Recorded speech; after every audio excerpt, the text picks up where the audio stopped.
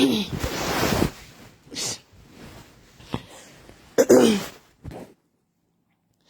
afternoon, guys. Good afternoon, beautiful people. How are you? How are you, beautiful people? How are you, beautiful people? Masquerade say, Muri say. Michaud de Souza, how are you?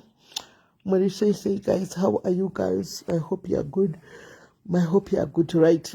I just felt which again going to pay feedback on ya Shelton, General Shelton, Vema Asylum, right?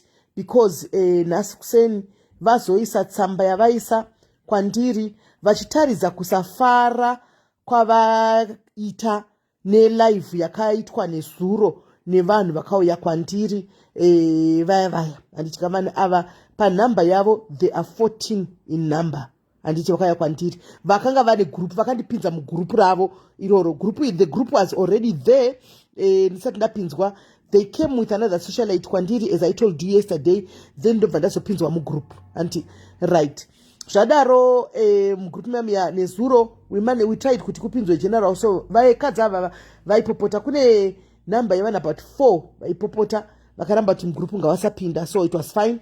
Nasi after the live vazotiwo vada kupinzwa mugroup ndikati hazvibetseri guys because the way forward kuti itwe pinzai Shelton mugroup general vauye vatsanangure vataure nemi since vakataura nezuro nzwi yaipachena maiska hazvisikuita kuti ndiye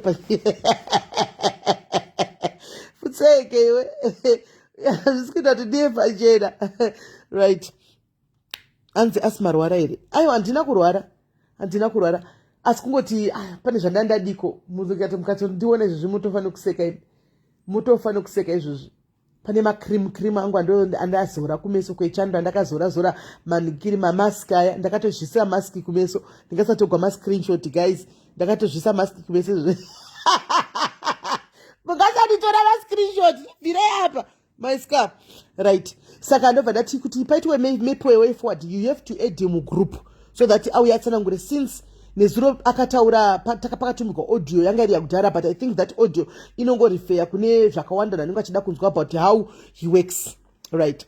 Saka apinda mugroup and then they started talking anditika muna mai vakanga varimo vari kugunun'una vanoti vakatorerwa Asylum yavo ina akabata Asylum and kubasa uchichichi ameno vakadi pa Asylum vakati Asylum yavo inayo here vakatraya kuita zvikaramba meni asi zvakaramba zvemaSylum izvi vanhu sireme kunge vanzi vabhadhire 750 times 2 double right. So chekutanga inini ndabvunza imomo general mari yamunochaja imimi ndechi paAsylum? Vakati right 400 rand inoenda kune affidavit because harisi normal affidavit ramajaira.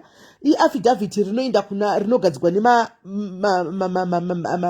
vanhu vanoshanda navo ma advocate rinoshandiswa kuhoma face ikoko antika saka they want 400 for that. Then ivo maservices avo ekunyora nekubatsira kwavanenge vachiita vanozochajawo 300 rand handitika of which yes that's fair.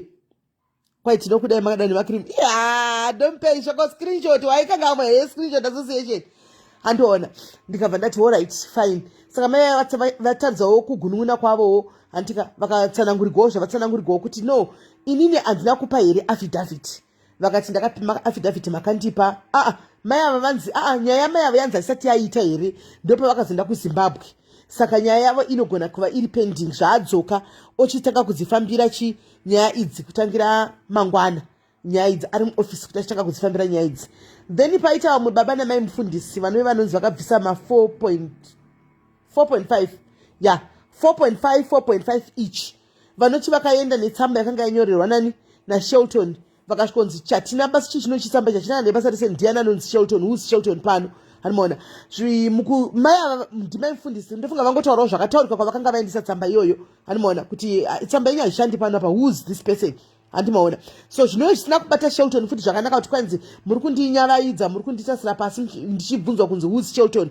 Zvino zvanoita kuti ndisanangure kuti aiwaka mai ava ndione kuti vane mhosva ndo mapindurirwa vanenge vakaitwa wakaenda. Remember kuti unozikanwa nesu maZimbabweans vanhu vemuno choti kaenda kuhoma face kataura zita rako kuti tonzi ndiani yeye havakuzivi iwo uri consultant unobatsira isusu vamwe vako vabi yako kunze but kuoma face obvious vanenge vasingakudi vanenge vasingakuzivi animaona though nezuro kugrupu ko madzimai ava vakataura kuti kune 40 yakanzi mari pa 46,500 yakatogwana Shelton even pano zvikataugwa futi palive namama wakafona pano but ndazobvunzawo mugrupu kuti kofiga iyi vabereki nezuro yamakataura 46,000 pakutaura kwamuri kuita nhasi yakabudepi yamuri kuti munhu yakaba haina kuzokwanisa kutipa antiwo hapo ipapo but figa iyi ndakaiudzwa nezuro ikataurika futi pano palive nezuro but nhasi ndazobvunza kuti kofiga iyi makaiwana kupi haina kuzobuda hayo ipapo okay fine right chekutanga chandoda kuti nditaure ndichikudzai ndechekudai so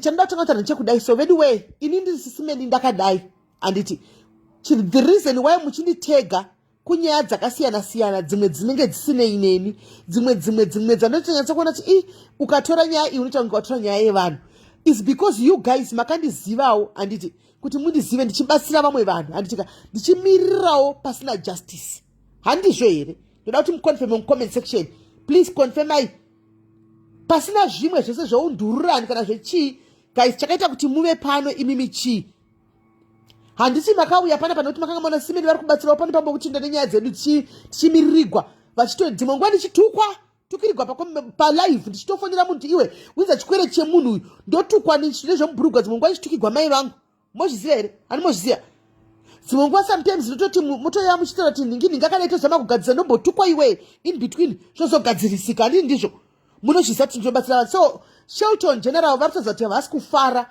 pane meseji yavanyora kugrupu rimwe ravanyora hamene kumagrupu avo akawanda vari asi meseji yazongosvika kwandiri still animaona yazongosvika kwandiri because handitoriwo wangu bhisi vatodza havasi kufara andimaona nokuti pakaitwa live pano because vari kuti ivo pameseji yavanyora vati ivo mirai ndikuverengerei meseji kuti asaita makuru pameseji yavanyora vanyora meseji ishi gaiti ndikusendere tadzai meseji yavanyora asi inini pandaitawo paita kuti ndiitewo live ndepapapa panyaya yekuti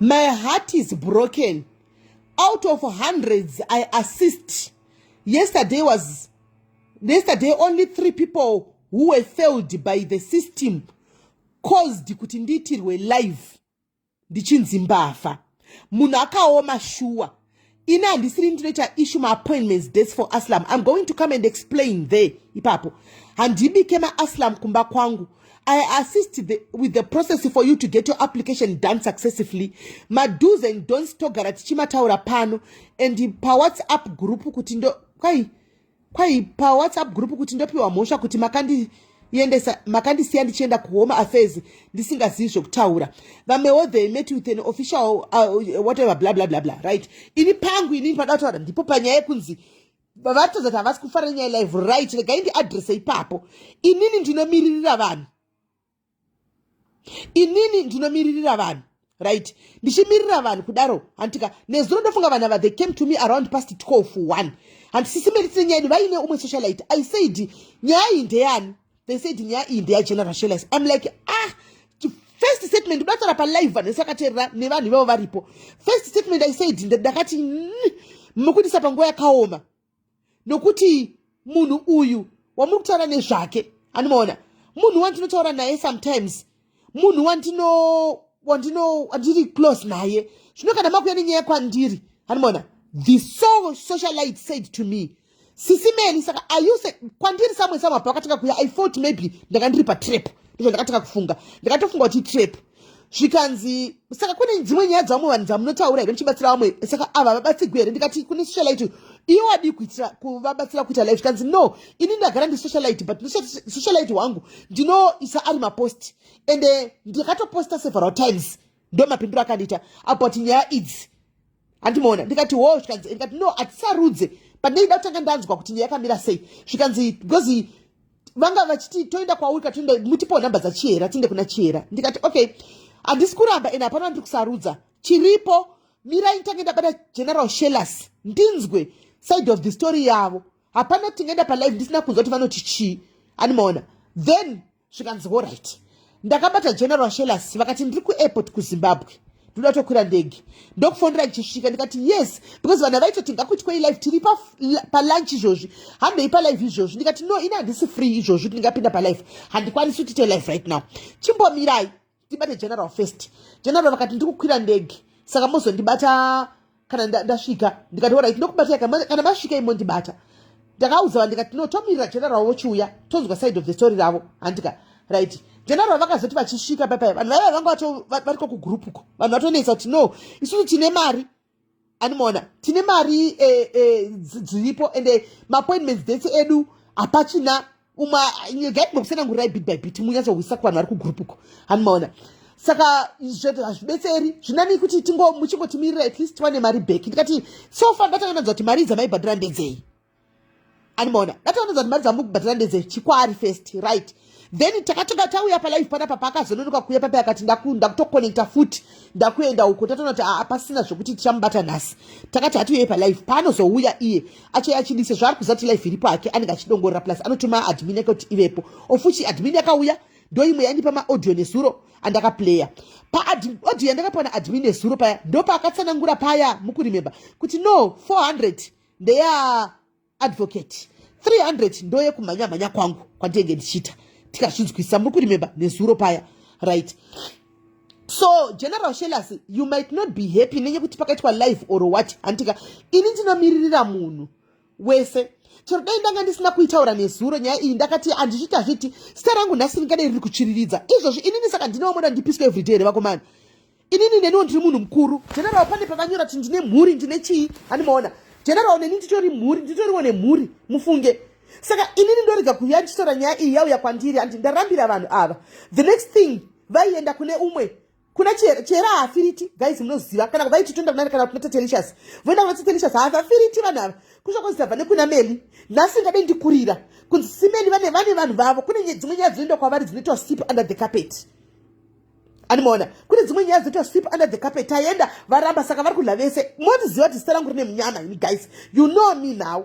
You know even kuti maghost ekumafira kureva seni nditori enemy number 1 yavo avatondifariri every little thing chinenge chine zita raMeli mukati vanenge vatondiwanira ipapo animaona whether ndaita chino ndachandaita chinhu vanenge vachingotaura so ndingadai ndikurira pandiri pastikeni asi kunzi Meli akaramba akazodai kadai ane vanhu vake ngadai muri kundipisa animaona so I did the most ndikauya panapa handina side ndakatora ndakauya mamuripo palife chimwe che the rest is history you were there on life ndichibvunza masides both sides kuti apa so handimaona and inini panapa ndida kurepeata I want to repeat this pano palife panapa guys vanhu vese vari kudligwa mari pasocial media apa dligwai vanhu vari kudligwa mari pasocial media whether uri kudligwa nemuprofita whether uri kudligwa nen'anga whether uri kudligwa in the name of what or what ligwai because kazhinji kachonaka zvinhu zvinenge zvatombotaurika handimaona zvinenge zvatombotaurika pane munhu anenge atomboya akataura handika but you guys you tend to ignore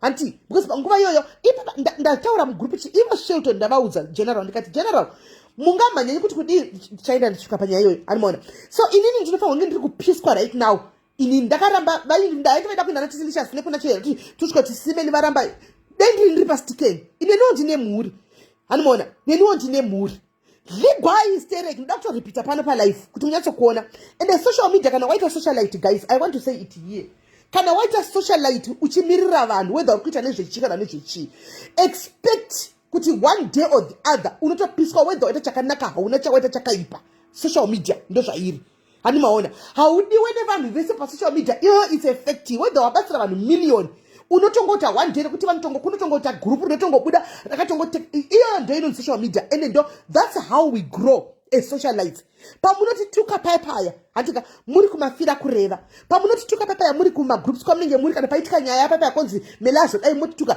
that's how we grow. I want to tell you here andimaona kuna pandotukwa ndiri kumagroup kwamunenge muri kune asingadozivi kuti Meli ndiani andingazikamwe nemunhu wese ani muri kunzwisisa and then vandobvudza kuti Meli wacho ndiani ndine vanhu vakawanda vaitaura pana papalive muripo imi madhairis munozviziva imwe chera kuti ndakufollowa ndakuona ndichitukwa kumafira kureva handimaona ototi ndianiko Meli yeye mukadzi yeyo ari kunzi Uroi Zimbuya repakona Zimbabva nyaya yekunzomba vanisi takabva kumuziva imi guys kuzosvikandise structure padiaries imi munoiziva tisvikandise matreasure pano munoiziva nyaya yepano padiaries so ndatoseka zvangu ndichiona zvichitaurika kunzi like life yakaitigwa chimi matanisha matenda zita rangu madai uri socialite your name will always be tainted whether waita chakanaka waita chakaipa hauna chawaita uri kumachereso kanyarara chero zvikaita sei rinotongobuda chete antimaona right so panapa pavanhu ini ndiri advocates for people who cannot speak just like ivo a general vanomirira vanhu vari kumajere vanomirira vanhu vakutsvaga mapepa vachivabatsira handika vachidaro asi difference ndeyekuti ivo vanomirira nyaya dzekumapepa idzi dzekumajere ini ndinomirira general random nyaya pakanzi chikwereti ndinototukwa muno wandimongwa chitigwa mai vangu dzemubhurugu hanimaona nekuti ndamirira munhu wandisingazive munhu wokuti ndichipedza kumumirira mangwana ninga chinondituka andoona asi pangoenda mumirira kune vanhu vakaona nhasi ndafuma ndine 3 vanhu vangu vari mucomments uyu mangu muningikiri muinbox mangu umwe wabhadharwa $180 ndine message idzi I'll show you antika umwe wabhadharwa $180 umwe akabhadharwa nemaposta takakanda nezuro anti people they recover their money munhu anozongoyawo tendawo umwe atotendi umwe achitotenda kuti sime ndimaita henyu mari yangu ndapiwa mufunge ndapiwa mufunge mari yangu animaona ndo basa rangu randomirira iroro handichamiriri kuti saka chindipawo ningirikiri something nokuti wazopiwa mari no umwe anotoya achitokudza umwe atokudzi message yavo iri kuti umwe atokudzi but kwanzira ntombozvitarisi kuti ndabatsira munhu saka atozouya akati mandibatsira maite henyu ndawana kana ndadii anditombozvicheuki izvozvo hanimaona ndenge ndichingoti alright ndiko ini changu ndatopedza right ish I think you can read ish ndiyo umwe wacho usho akati ndichakuisira e-wallet yedrink muri kuiona iyo antika you can see that's what I do ndo basa rangu iroro that's what I do ndinomira pachokwadi and azvino kuti ndikakubvunza mubvunzo General Shellas ndinenge ndichikupisai I am just asking on behalf of the people vauya kwandiri vakati simele atina voice ngandipei mumwe futi pa3 vava animaona sisimele atina voice kuti bvunze tinokumbira kuti muve mouthpiece yedu ndichobvunza I'm not against anybody and General Anthony munhu wangu zvokutodaro but panenge patoitika era handiti we come imimi mukatonzwa yangu ishi umosho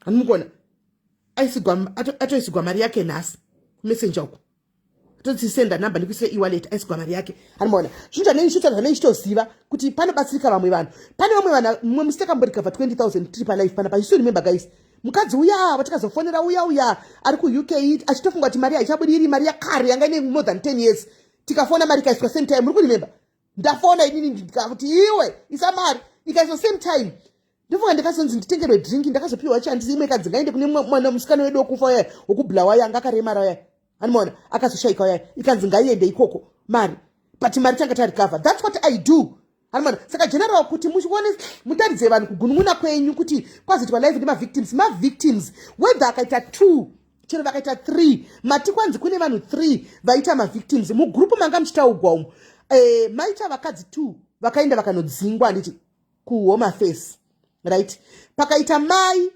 vamuri kuti makabata mapepa avo muchadzifambira pakaita mufundisi namai mufundisi vamuri kuti vekubvisa 9,000 ava vamati muchiri kuita mapepa avo pakaita musikana uya mukadzi wenhumbu ndiwe chi5 kwa imi mataura zvevanhu 3 kwamanyora uko pakaita musikana wenhumbu auya akataura kuti ndine nhumbu ndakaenda ndakadzingwa andimaona kuchinzi mapepa ako ndakatopiwa hanzi ndakanzi 7 days to return to Zimbabwe ndikatobvunza 7 days zvikanzi ndozvandakanyoregwa saka izvo I'm heavily pregnant anditozivi ndoita sei anyora anga achitaura naiwe general mugrupu hanimaona right iri grupu rine vanhu 14 antika vakwanisa kutaura vamwe ndofunga vari kumabasa wakati vari kudini ndo vanhu vanga vachitaura vachiea manhingikiri vaprodusa kwetawo hanzvadzi 1 achine appointment and angakamirira inonzi chi angakamirawo kuti vakuzopiwa answer yekuti vanotaura kuhome affairs kana vakuenda achine date animaona saka date rake uyu achiri right achafangwa kuti amirire kuti aende kudate vachakomunicata kuti adi vaende antimazviona kuningikiri kuhome affairs ikoko and so vanhu vanenge vabvisa mari dzavo general whether abvisa ari 1 akauya necomplain iyoyo ari 1 azvimiriri kuti tinomirira vanhu 100 kuti tigozoti kwaipadliwa mari kana kuti paita chitsotsi kana kuti pane munhu asina kubatsirwa. Pakauya munhu 1 iyeye achitaura kuti inini handisi kufara and icustoma. Hanimaona amumirire kuna mine restaurant yenyu kuti kwaita macustomers 15 anouya kuzokomplaina kuti sadza rina kuibva kuti mutore ningikiri complaint serious. You act on that 1% kuti vasikana sadza munhu customer kuti sadza rina kuibva zviri kufamba sei. Handimaona. So those people vanga vari mugroup imomo, they are your customers. Mataura mukati mimi mune 300 people that you have helped imomo muRandburg imomo makabatsira vanhu 300 muRandburg mega vamakabatsira ava 3 vamamushtaura imimi tongoti ava vese varipo vasina kubatsirikana vakaitawo munyama vamwe vakaendawo kusenda inozikamwa kuti iri ruthless vamwe vakangosanganawo nemunhu anenge ari panguva yakaoma panguva iyoyo. Andimaona zvinenge zvisina kumira uchi zvakana obviously panotoitika zvinhu zvakadaro chero panotobatsirwa million panotowanikwa 3 people or 4 people vanotokanganzirwa zvinhu zvavo but kana vachinge vauya let's not dismiss them kana kuti takutoita issue kutofamba makutofamba muchitonyora kumagrupu muchiita issue zvatakutumigwa izvi neomari mumagrupu menyu imomo. Andimaona kuti vazodai vanishuwa pavanhu vandakabatsira tinobatsira mufunge general pano padiaries omwe takabatsira tichavazivi. I want to be honest, and uchara mberi pe live vanhu vakamira vanhu vari mucomment section vasi vanhu vangu vese vamwe vanhu venyu ngavataure chokwadi vamwe vanhu vatakatanga kutobatsira pana achatomba vamwe tinotovaona chituka mastreet general muri kuona vamwe vanenge vachitotuka mumastreet uchiziva kuti uyu munhu yakauya ndikatukwa nevanjinzi SIS MELLY ari kudla mari ndichimureizira mari auya nedambudziko rake tikamuita hand over mari akabatsirikana panguva iyoyo zvikuru semulokuda ndiye ari kundinyorera yes zvinoitika moyo wangu inini my ministry is to help zvokutsvaga kuti ndakakubatsira wazondidai aisisiri dambudziko rangu iye namwari wake vachapedzana kwavanopedzana ikoko. Indikada kuzvitsvaga unogara kaune nebp because munhu anoshanduka guys munhu anotoshanduka anotochinja. Andimaona anotochinja munhu mangwana saka ndozvinotoitika izvozvo. Ngatitorei general dzidza take this as a learning curve. Hamuna kubira munhu mari hamuna munhu wamakabira mari ipapo toda kunyatsa kuclarify guys munhu wamuri kuti mbavha haana kubira vanhu mari ini ndinomira pachokwadi handi muri kunzwa ndiri kutobata kwese haana kubira vanhu mari nokuti even kuvakadzi ava ari kuti saka muri kuti handina kubatsirai maservices enyu papi nokuti ndakakubatsirai kufila affidavit kutoenda kwamakaenda neaffidavit rangu chero makanorambirwa kuhoma face inini basa rangu ndakatoita. I helped you kufila form mukazononyimwa henyu kuhoma face ina handisei ndinoishiwa maaslam of which iye basa rake akubatsirai kufila chi abatsira vanhu kufila form zvokuzononyimwa izvi. Animaona zvave kuhoma face hazvinei nani hazvinei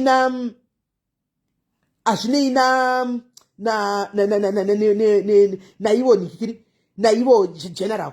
Andimaona so general vapo ndotopandati mbahwisise vanhu ava ndo vamuri kushandira ndo macustomers enyu.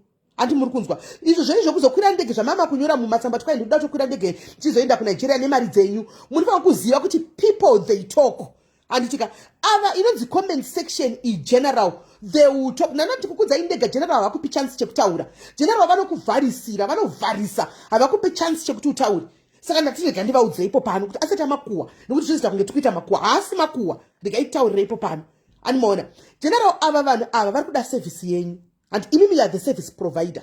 Anditi ava vanhu vari kuda maservices enyu kana vachinge vauya kwamuri vachiti tikudawo zvinhu zvakadai hamuna need imimi ndimi muCEO wezvinhu izvi ndimi munoziva process iyi anti yekuti muchienda kune vamwe because ndati mubate shoko rangu panambokudzai mugroup papai musati mainda ndikati general muri kuashuwa vanhu kuti kana uine affidavit iri andiona chero zvikaita sei hausungwi hamutauri muchidaro nokuti kune vakadzi 2 vakasungwa vari mugroup imomo vakatonodhisa 3.5 ivo vakadzi vari kuti general vakanga vati kana muchinge maita problem notifonera vanhu vakasangana nehoma face vakadzi ava nobva vabatwa vane affidavit rageneral uyu nobva vaburisa affidavit zvikanzi chiichochi handi affidavit tofanira kuita original copy iri nobva vavharigwa vakadzi vaya vavharigwa vakatira kufonera general vari masource kuti general avabatsire general anga asingabati phone general anga asiri kubatika kusvikira vanzi moenda kukoti kusvika vavhunduka vakati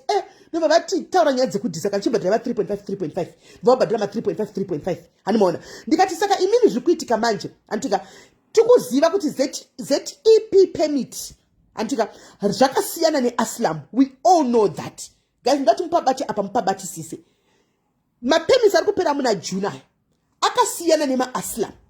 Handi muri kunzwa zvakasiyana nema-Asylum ari kupera muna June mapemits, but let's get it straight panapa toda kuonesana guys. But chiri kuitika ndechekuti yemuna June iyi handiti tichida kutarisa according kumasure uko handika vanhu vaida kuita hondo hanti vanhu dunga vanhu vemuno South Africa simbe dzemuno muSA dziri mumukukumu nemudzimbamu dziri kufunga kuti tikutorwa basa nemaforeigners, right? Dziri kuti ngavaende vari kuba makopa cables, dziri kuti vana ava ngavaende vari kurepa vana vedu muno, maforeigners ngaaende vari kuitira zvakati. Handi muri kuziva nyaya dzacho imimi amudzigwi, right? Vari kudaro vanhu ava vakanzi tawedzera mapemits evanhu kusvikira kupera kwa June. Kupera kwa June chida kutaura chokwadi hatizivi zvinoitika. Chokwadi chakanaka kunogona kuve peaceful handika vanhu chaende vakaenda vakanyarara ikangofa yakaloda, kana kuti zviri paviri kunogona kuti vanhu vaiva kubva vamukira kuti vari kundifondera ngwambomira anomaona, kana kuti vanhu vanogona kuti right tawana mukana musakanga mauza kuti vanhu ava vari kuita zvedhudhula kazhi vazhinji chacho imbavha dzitotageta kuti dzigowana kubawo dzichange dzichikubirai mafoni dzichange dzichipaza mudzimba padzinenge chifunga kuti panoza togara pane mugara mafonena vanogona kupindwa vachipaza vachida kuba matv mudzimbawo anomaona. So we don't know kuti chii chiri kuitika anomaona, we don't know kuti chii chiri kuitika panguva ino iyi. So nyaya inenge iripo ndeyekuti tinenge chingoti vanhu vangofunga kungove careful kana taziva kusvika taona situation kuti yakamira sei. So I did ask a question ndikati nai general, saka zvamuri kuti hanzi general mwaro yoko saka panguva iyoyo yacho yaJune hatizivi zvinoitika nai general. Ko let's say vanhu vafamba nema-affidavit aya because muri kuti ma-appointments anoita ma4 months handiti ari kunonoka, kune backlog kuhome affairs sekutaura kwavaita kune backlog iriko yakati simbei, and I think people can confirm with that kuti vakaisa ma-application avo kune vamwe vasiri vari mugrupu vanga vachindibata kuseri vakati vati takatumira December last year November havasati vapiwa madates, meaning to say kuti kune backlog zvinhu hazvisi kuitwa same time animaona, right? Saka ndikabvunza kuti nai general, let's say poitika mubvunzo wokuti nyaya yekuti vanhu June asvika mboko idzidzi hadzizivi kaidzi kuti kune ma-affidavit ariko ema-Asylum anotendera munhu, nokuti kumutemo wehome affairs kutaura kwageneral unenge uchinzi uri legit munyika hafangi kuburiswa, asi mboko dzemustreet idzi dzinenge chitimanyisa nemapurisa eblue anenge asvika zveblue nevanenge vatsvaga choko momwe handika 1 vanenge gona kuva vasingazivi, 2 vanogona kunge vachiziva vosvika vokubata woburisa chipepa chiyakonzi hatichizivi chipepa chako pinda gumba kumbapinda handi wakutosungwa woenda handika. Saka vanozoita sei kana vave kumberuko? Hanzi general ngavatotenda havo kuti SIS MELLY vati vari kumirira vanhu veRandburg dei vari kumirira vanhu vese mainzwirira imi. You see, it's not me who's saying that. Andimaona ndatovaudza ngati muchenjere kuti kuchazobuda futi rimwe group because ndozviziva zvinhu zvaino ende chadzoka futi pano rimwe day. I'm telling you this, right? Ndikati saka vazobatwa konzi hatizvizivi nemapurisa nevanhu vedhudhula zvozofamba sei zvikanzi vatsanangura ipapo. Saka ndakuda kubatsirawo vamwe vaya vane mafomu eaffidavit because apa vapatsanangura. Ukaona zvakusvikira kuti wabatwa nemapurisa handika achiti ukabudisa affidavit rako iri vakati hatirizivi handika noti sinzo semapurisa ari Galebu havarizivi handimoona. General vakupa advice yekuti nyarara, go to the cells wakanyarara anti awita 48 hours uri macells uchaenda court chete. Kucourt vanotozviziva kuti this thing chinokubvumidza kuti ugare muno munyika andimoona. Saka kucourt ndokwaunobudira because the moment anonoproduce that affidavit unobva watonzi chi ngariliswe munhu ucho hapana nyaya anti nyaya achida kamirira the track kuti aende kunodi kuma-Asylum kunopiwa Asylum yake. Saka vese vakabata mapepa ma-affidavit anti kana uri pano chibva waziva kuti bepa rako kana uchinge wasungwa usati nharo nemapurisa, asi make sure kuti bepa rako unaro back usatorerwe bepa rako nemapurisa kuitira kuti musi wekukoti you go and produce that thing andimoona. Then kukoti ikoko mamajasi antoziva kuti zvinhu zvinotendera vanhu vaka-apply vese kuti varambe vakagara munyika kusvikira verdict yavo yabuda kubva kuhome affairs antimaona ndozviripo, right? Saka ndo nyaya ndaida kuti nditaure nezvayoyo kuti panapa general kuti mutadze kusafara kwenyu muri kushandira vanhu. You are working for people. These people are the people that you are working for. Whether poya one complaint or poya million complaints, one complaint, take it serious. One complaint, you take it serious. Hamfa ngumirira pete ma complaint here 150 kuti muzoti takutanga kuchita nyaya it's serious kuti mubva mama ndimi maita nyaya ichikora ndimi manje because machozo manyisa ka mune vanhu vedu vari magroup enyu vanobva vauya vobva vatipa madiponsor and you know and izvo zvinopedza you don't know what is going to happen. Mapedza manga mapedza kutaura nevanhu venyu zvapera mataurirana navo handitika yapera iye Randburg mochidzokera makazvinyararira moendera mberi nebasa renyu handiti momanya pa platform monomanya zvikazo you know it will never end because right now masocialites ka question zvinonzi content kune vachataona content ipapa vagotomhanya nayo kana musingachizivi kune vanotoona content ipapa vagotomhanya nacho hanimaona ofuchi muri kushandira vanhu mwimi mataura kuti makaitira vamwe vanhu 300 muRandburg chete mimi ndinoiti muri kutoziva kuti kune vamwe vanhu vamakaitira. And I don't think it's fair kuti muti vanhu 3 munyore zvamanyora kuti hanzi vanhu 3 chete ndo vanenganzi ndakadlira mari ndakabigwa ingawa nezuro takachallenge pano kuti munhu wese akaitigwa Asylum na ane Asylum yanoti ndakabata akatigwa na general buda uya ufona pakafona vanhu 21 saka dei 2 vanhu vakaningira vakabudikira ipapo saka dei takataura kuti kwabudikira vanhu 2 vanhu vakaapply vangani saka mese mimi itori mbavha because makadligwa hanimaona we did not say that. Atina kudari because atingati muri mbavha hamuna kubira munhu hamuna munhu wamakabira antimashona hamuna munhu wamaka ndiku edi nokuti hamundipi mukana handiku edi because imimi kana mukatanga kutaura mukavhura muromo wenyu hamundipi mukana munotaura mugotaura ndikoti mbomira taure mugoramba kuti mumwe munhu ataure hanimaona so ibasa renyu shandirai vanhu muchiteerera zvichemo zvevanhu. Problem iri pamuri general ndikuidzokorodza pano mambonditi nezuro makanditi SIS-MELLY mamunotaura hamupi munhu mukana kuti ataure 2 hamuteereri vanhu venyu vachitaura itai kuti vanhu venyu vanzwi mucommunicate navo. Problem yandataona hombe iri pana general communication ndo pane problem hombe iripo communication. Kana mati ndikuedhei andika ndotoedhawo nevamwe andikachida kuedhwawo andika takuchitoedha munhu wese andikachida kuedhwa ari kuchema mucomment section umu ina ndivazivi kavana ndakutongoedha kwanzi mabvira kana ndiri palife yangu kaini I'm on my life. Yes I am on my life saka inini mumugona kubaya yenyu enda mubhono nchenchiti ed mugona kubaya yenyu asi ndakuchikuedhai ndobva ndachingoedha kuti ndoda kuedhwa ndakukuedhai pindai muye muchitaurire because imimi munofanira kuziva kuti vanhu ava ndo varungu venyu kuti mutenderere kwese kwamuri kuenda kumuchitini chiungana mite group re15 ndizouya ndo vanhu venyu dairai ndiri kuedha yapa dairai shoto dairai ndiri kukudedha kwai edhai munyarare icho ndachidzidzisa kuti Facebook inoita sei chakupe kwai ndiedhei munyarare nditaure inini. All right, I'm adding you daira. I'm trying to add you. Remira nditry kuita tutora imwe request don't. Shamwari uri address yangu asi ndasitombokuisa paside ndombokupisa nasi asi ndichikupisa nechokwadi right wati ndinyarare utaure kaiwe nyarare kuruza kunyarara SIS-MELLY chicha munoti munoziya nezvemaslam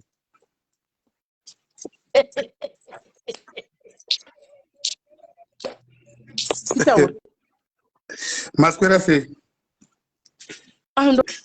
wati ndinyarare saka ndakanyarara nogondimhoroserei taura nyaya dzako. Munoziva kuti SIS-MELLY ndaswera ndichitoita busy kuteerera malive aya but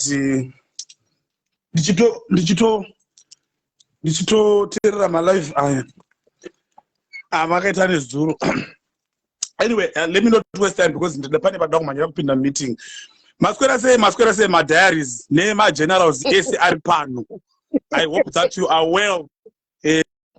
Ndinoti ndine pamunyazooneka mani ndinoziva kuti edinimwa zinose good idea general shema vari sitang guys vari sitang hanzvadzi yangu ari sitang kuti munobva matoseka hamuna chamutataura ndati ndanichivada kumuedza ndimataure ndindati kuedwa panai nyararai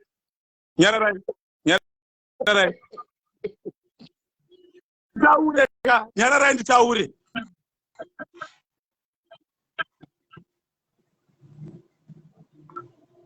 right maswera sei madiaries mese muri pano I hope you are well. Anditi. Inzwaizve vanhu vamwari. Inzwaizve vanhu vamwari. Live yakaitwa nezuro naSIS MELLY was not necessary. It was not necessary. I don't dispute fact yekuti kune vanhu vanenge vaine ma-issues avainawo avasina kubatsirika. But I thought it was important for us to address that issue mugroup ratakaiswa before the live was done. Because right now, the live that was done yesterday, Facebook is all over our buzz calling me a thief. And pakanzi ipo pamakataura neni ndichiri pa-airport kuHarare makanditi mimi kune vanhu vakawanda zvekuti vari kuchema nemi only to find out kuti ndikupinda mugroup rine vanhu less than rine vanhu 12 or so. Anditi vese vari mugroup memeya chero varipo pa-comment section panapa ndakavabatsira vanhu vaivai. I assisted them to apply for ma-asylum avo. Anditi muna February those people were safe from February, March, April vachishanda kumabasa. Muri kunzwa vakapuwa ma-appointment dates. Kana uchigona kuapply uri unotsvagire vanhu vanokubatsira. Go and apply. Asylum ndemara haibhadhariswe. Chandobatsira kuitira munhu inini kuapplyira munhu bepa raasingagone kuita iye pache zvake. Kana munhu aine nzara akaenda kuti kunotenga chikafu azvireve kuti haagone kubika KFC kana kuti haagone kubikirwa chikafu nemukadzi wake. Panapa pa-live panapa hapana mukadzi anobikirana nemukadzi wangu. But ndinotoenda kunotenga chikafu kuNando's even when my wife can speak, can cook Nando's, because it's convenient for me kuti nditenge chikafu chakabikwa kare papo mukadzi wangu ari kure. Vanhu vanogona kuzviitira vega ngavasanetsane nevanhu vanovabatsira. Those ladies ndakavabatsira kuapply ma-asylum avo vakawana ma-appointment dates.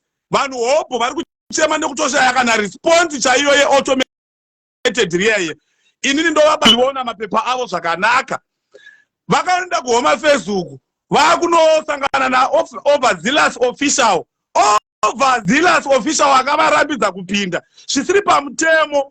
Ndovati nini nhasi dzokerai kwete nhasi.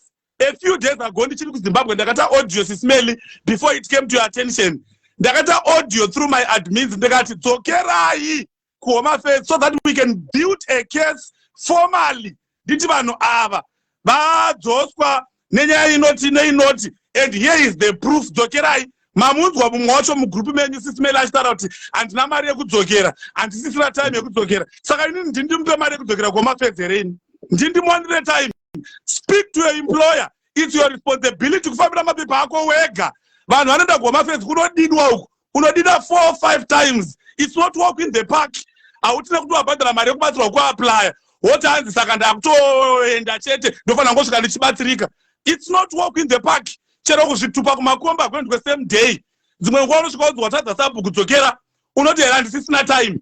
Hani mazvona. So vanhu chaita kuti nditenge ndiri kuita hasha SIS MELLY ka, it's because in that group hapana vasina kubatsira mugroup rese rere. And vanhu vese vari kumabasa ivo vese vari kumabasa vanhu ivavo because of what I did for them. Muri kuzvinzwa. So inini ka zvekuti iwo hauna mari kana kuti murungu wako anokurambidza, it's none of my business kind. Because kuHome Affairs unogona kuenda kuti nhasi hatina magetsi dzokerai kumba. Wobva waenda kuswera mangwana nhasi hatina mvura dzokerai kumba. Unofanira kuti uite sei? Manzwisisa. SIS MELLY, I told you kuti ndichingopinda mugroup ndawana vanhu 3. I saw 3 people vane macases avo are outstanding. Those are the people vane macases avo outstanding, but those cases they go through the high court and my processes avo anditi processes avo actually underway. Mazona achiri kufambiswa mapepa acho anditi kwete vakamirira madates. Even musikana uya mamunzwa kauyiwe nhumbu yake uyu anditi akanotaura neni kunhamba yakashandiswa, akataura neni kunhamba yandisingashandise akuti hanzi amubate foni. Musikana uya anoda kutobatsirwa panhamba iyoyo asaburisa screenshot yamakamuti imimi mundibate panhamba idzi kusvika azonzi ngachinda kumba kwavo. Aiwa, inzwai SIS MELLY, musikana uya yaka anga neAsylum kudhara. Chimeti kuti sezvemaslam imimi SIS MELLY hamuzviziye. Let me teach you. Imimi SIS MELLY munogona nge muri big sister wedu, but zvinhu zvamusingaziye miri yatikudzidzisei isusu. Takamasta chigame ichi. Inzwai SIS MELLY, I'm saying to you, musikana wenhumbu uyu ndotomuziya akauya anga asati ambotokurirwa zvaari kutaura izvi. Handiti akati nandine Asylum yangu general ndoita sei?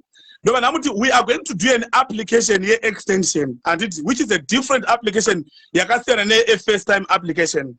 There are two things that are going to happen to you. If you are like it happens with the application and it, Asylum extend 6 months, 1 year. But if you are not, you are going to be invited for an interview, and it ku interview you are going to be rejected. Zimbabweans they start to reject, and it. But it could reject. It's not the end of the road. SIS MELLY, it's not the end of the road. To know Ziva can reject what to know appeal or say how do we appeal for you? And it talk with the appeal of Asylum yako. Zimbabweans ese anonza abana chavakatiza kuzibuku. Ava appeal ma Asylum. But the question is unofana kuziva zvekutaura nezvekusataura kana zvekustate in your appeal. So uyu musikana wedu uyu maiwedzera uyu wenhumbu akataenda kuno rejectiwa I send a message to a number that I don't use. The number that she sent was but you gave her that number. You gave her that number. You gave her that number. But it's not too late. It's not too late. Why? It's not too late. We are going to do an appeal for you. When we appeal for you, I would care with Zimbabwe. And here condition it was Bob because she's heavily laden and she's gonna have a baby just now. Akuna mutemo no depota munari in that condition. Izvo zvamuziziye imi Mrs. Melly zvinozikangwa nesu takamana same age. Andizvizivi. Dzoka Shelton.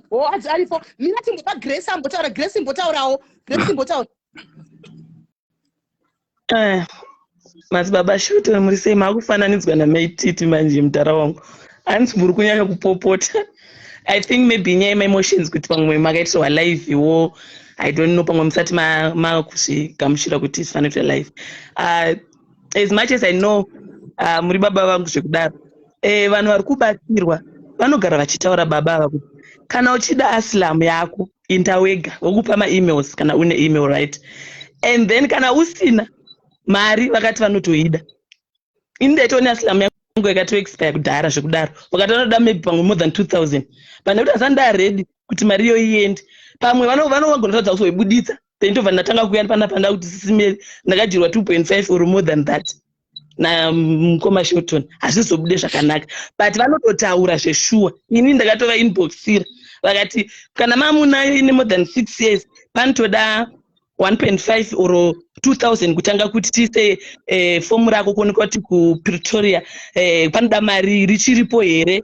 Handiti ndakazvinzwisisa but handisati ndaenda because handisati ndaita se ndaredi kuti is it gonna be a lose or a win. So naidangobatsiro zvangu ipapo vanhu kuti zveshuwa ini ndikuwo kutoti ndakaenda kuinbox takatochinja strategy iyoyo because as time goes handiti takatozopika up ubva wandibata nekurumbidza. As time goes takatozopika up kuti izvo zvezva zvataita zvekutanga tatsvaga information iri mufile mako was a long route handiti izvo zvitakutotanga kutongoita application for extension kune munhu anenge aine copy yake achitobandirwa without having to find out about because papai taitonyora kapai taitonyora vanhu kuhoma face kuti vatipa information yemunhu hatichadaro takuita zvinhu zviri above board. Mazona atsatomboita izvozvo tochimhanya nditouya pamandenda. SIS MELLY, let me tell you one thing kuna vanhu vanotanga uri kupopota here what you are a lawyer guys kuFacebook ndikunzi ndiri mbavha inini pamusaka pelive yakatwa nehanzvadzi yangu inonzi Melly ndikunzi ndiri mbavha inini nemunaro shamwari kuti sini shamwari dzako but ndopabata pangu panapa shamwari ndopa graft pangu panapa iwe mira nenyaya dzako ine mira nenyaya dzako makati ndiri mbavha imimi kuti uri mbavha ini itakangoti zligwa imari kana muchizligwa noti vanhu muteereri iwe kuti nausati vanhu kuti gomara Facebook nemavane vanhu vari kuti tuita mababa ewa kuhoma face chiva nachindira vanhu mari auzviziviwe saka ndikuzvika indozila vanhu mari here ini vanhu ndivari kuti una mari nokuti iwo wakapa vanhu mari dzavo wakaita vanhu mari dzavo wameno vanhu uyai mutaure moga vanhu vakabatsirwa vacho nevachimbotadzawo kubuda for vanhu tomboti vanhu 50 or 20 or 10 vari kuti kubudawo vachiti general vakatibatsirawo takamazinga but vanhu vasadaro guys Takaligwa. Wakabatsirwa imwe pano mutaure 300 people. Vakabatsirwa ngavamboyo vataure. Kuti ungotangoti he munhu azodai pavanhu 50 apashaikwe 10 vakabatsirwa guys. Chimboyo mutaure zvakanaka zvakubatsirwa nevanhu. Ndangofasimeli vanobatsira vanhu. Vati kuRandburg vakabatsira vanhu 300 vane maAsylum. Pa 300 apashaikwe vanhu 20. Uyai pano nemaAsylum enyu titakabatsirwa sine maAsylum. 20 uyai pano. Iwo sadoti uyai pano. Kuti ndikusapote kuti utuke general ugeta kuti ndakabatsirwa inini ndati ndakubatsirwa but ndakaenda vakandita ndoda 2.5 or 1.5 general andakutaura zvakaipa ndakutaura zvakanaka but ndikuti handisati ndava ready because ndandisiri sure kuti inogona kusabuda sematauriro vakaita but now vati zvoni you can come ndakungoapyo so vanhu muda mungobhasha saka zvoti aggressive apo what anditi ndiri kutaura side rangu simeli vanobatsira vanhu panapa but munovabhasha sesimeli musadaro guys zimbabwe dzatibatsirisei general ndinotovada zvekudaro kana vakabira vanhu general vangu saka so what vanobatsira vanhu panapa munovabhasha munovaita sei kupa vanhu zvinhu zvekutaura handisi kudona sisimeli anobatsira vanhu but munovabhasha munovaisa fesi yechemberi munovaita sei zviri wrong musadaro vanhu mazimbabwe imi muda vanhu vamunoenda pagrupu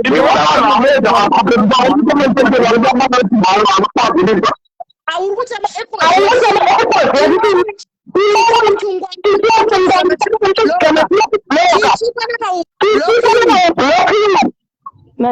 zvakanaka munhu handisi kudona vanhu vatiwe marada kudyirwa vari kuita viga ngavaiti sisimeli vanobatsira vanhu zvakanaka panapa zvakaipa ndo zvamunongotora zvavataura zvakaipa chete handisi kutaura general ndimwe masocial life vanokomenda zvakanaka chinzwai ndada kuenda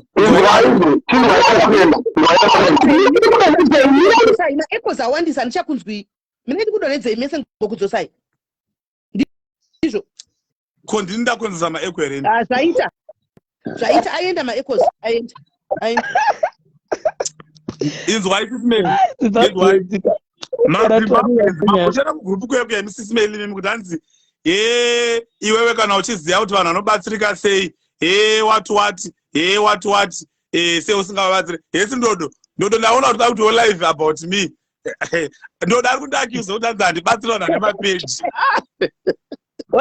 general musagire vanhu mari general mukuita zviri fake general donai general pe vanhu mari dzavo ndo zvavari kuda vanhu general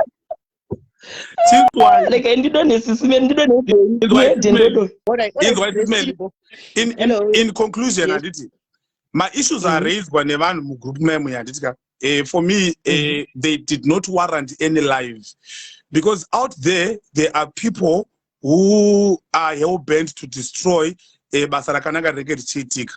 Inini I'm not being fought by maZimbabweans only kunzo uku. I'm also fought by a system yemuno munyika isingatoda kuti vanhu vave documented. But obviously when I deal with people out there andigone kufadza munhu wese. Some people vanobatsirika vamwe havabatsiriki vamwe havabatsiriki and when they raise my issues avo they need to be heard whether munhu 1 20 15 or 100 vanoda kuti vanzwikwe. Problem yakangoitika chete ndeyekuti the past 2 weeks that I've been in Harare, communication yangu inini was very bad because ndanga ndisina access to internet zvakanaka zvekutodaro manzwisisa. And I understand my frustrations evanhu because mabasa evanhu anenge ari at stake, vanhu vanenge vachinetsekana pakufamba muroad and so on. I cannot be a champion of I cannot be a champion of helping people and say guys itai mapepa munyika and so on, and yet at the same time kana vachinge vaya kwandiri ndoregedza kuvabatsira. It doesn't make any sense. That's not who I am. Andimukuzvona. But obviously zvimwe zvinhu maprocesses nemaprocedures azvo zvinongosiyana. Anditi then kune vamwe vanhu vane mhepo dzavo dzemumhuri dzinopera. Shelton chimbomira uyo ataure anozani mai ava because anguri wabvira kupindwa chidoni. Makadiwa tete. Tiripa mahadiwo indira kupurira mukoma Shelton inini vakatongondipa ringi bhanda aplaya ndega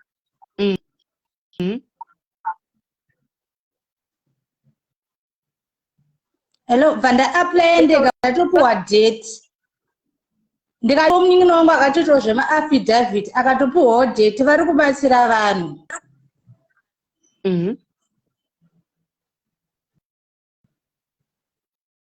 Muri kundinzwa? Yes, kukunzwa. Takatera. Akatopiwa date autoenda musi wa21 April next year 2024. Ari kutoshanda saka vanhu zvavari kutaura iye haaziyewo but vanhu vari kubatsirikana. Aiwa, vanhu kubatsirikana vari kubatsirikana. Ndo zvanga chidangotaurwa hangu kuti yeye vanhu vari kuvapomerwo zvimusi. Ini ndine mumwe wacho ndakatongokuvakumbiro inbox lingi vakatoipa ndikaaplaya ndega ndikatopiwawo date ndega. Paula, musati vanhu zvisizvo because mugurupu umu vanhu vanga vachitaura zvichemo zvaanoziva iye Shelton ende panyaya yecommunication pandiri kutaurawo inini but ini vakabatsira vanhu tuye kumba kwenda ndakatorifewo kwavari saka ndo zviri kutonetsawo kuva kutoshanda vanhu ivavo. Naikola handiti wauya kuti utaure nesi titaurewo saka tipawo mukana titaure kwenda kuti uzongoya uchitaura uri wega handi saka vanhu avava vari kuchema nenyaya kuti vamwe vakanodzoswa because vakanoshayiwa appointment mushure mekunge Shelton ashayikwa abatidza kubatikana panzvimbo avati mozondibata makuenda ndikupe ichi zvekunotaura saka vane mavalid reasons vanava ivo kana wakabatsirwa sikaita wakabatsirwa but vari kuchema let them chema because havana kubatsirwa vakatonzi vaende kumba Zimbabwe. Imi vanhu 2 here imi out of thousands. Vanhu 2 here out of thousands. 1 minute. Shellas. Ndambotaura 1 minute. All right. Okay. Saka pa platform pa SIS MELLY apa Shellas anditika. Unoza kuti SIS MELLY ndisisi vangu. But pane pamwe pandinombobaisa. Unoziva business rekuservice ama clients iri kuti sometimes unobaisa. And those people they go kuna SIS MELLY. SIS MELLY vanotombondipisa visingaite kuseruka. Vabvunze pane incident yakaitika pabhodhi kuti it could have destroyed the business at all. But takatokweshana kuseri vakatondiudza kutoti ona zvawakuita. Saka point yandoda kuzama ndeyekuti remember isusu tinosenzesa also social media to market our companies kuti vanhu vatizive. So dzimwe dzenguva is the same social media inoti criticize kuti pakati pakanganisika. Pamwe pachona hazvirevi kuti maybe tiri kuvengwa, tiri kutsadiwa, tiri kuita sei. Those things tinosangana nazvo as long as we are serving the community. I will just give you another example. SIS MELLY aneze incident yadriver akabaisa pabhodha pakatanga kutorwa mapictures motikari chi it was bad. But takatokweshana zvisingaiti vachivava zvisingaiti vava sikutombopenga kwauri apo. Then kokuita imwe incident yekuti madrivers angu akatora zvinhu zvemaclients nerweseri but zvakatorwa nemotikari yeGreat Hope and those people vaiziva SIS MELLY ndandavarefeya saka vanga vakuvapisa. So when these people raise these issues hazvirevi kuti maybe vamwe vachiona it's personal and so on. Let's also understand the story kuti ndo munhu anoita se anotipa maclients aya. Inzwai my brother, my learned colleague. Mira ndikopedza nditaure. Mira nditaure Shellas. Iwo Shellas ndoshanda newe. Handidi kukunyepera. The past 3 or 4 years ndinorifeya vanhu kwauri vanenge vasungwa vasina mapemit vasina kuita sei. Even nezuro pana SIS MELLY vakatonyora comment kuti handisati ndambonzwa hangu pawakatsveyama kune vanhu vese vandakakupa and there is no reason for me to lie to you kana kuda kufadza nevanhu. Basa unoita. But challenge yaunoita dziwe nguva, I need to say it in love. Thank you. Communication mukoma wangu. Munowandirwa mukoma Shelton. Ngatitaure ipapo. Sometimes vanhu vanotaura kuti Shelton ndakaedza kumubata but asati aresponda haasi kufona. I think unowandirwa. Chinzwai. Handiti. Let me address that. Chinzwai. Mukoma mo boys.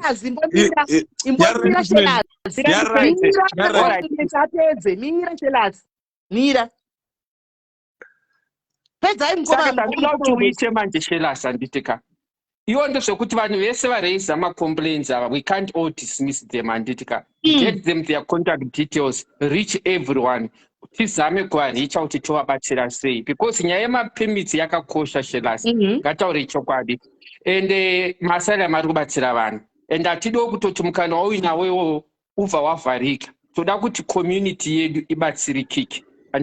So try to reach everyone, raise a complaint, utzame kutaura naye. And also for the good things that you are doing, you don't have to give up because we have to save our community. Inzwai, thank you for the kind words. The reason why I keep saying that the live was not necessary, it's because what we addressed in the group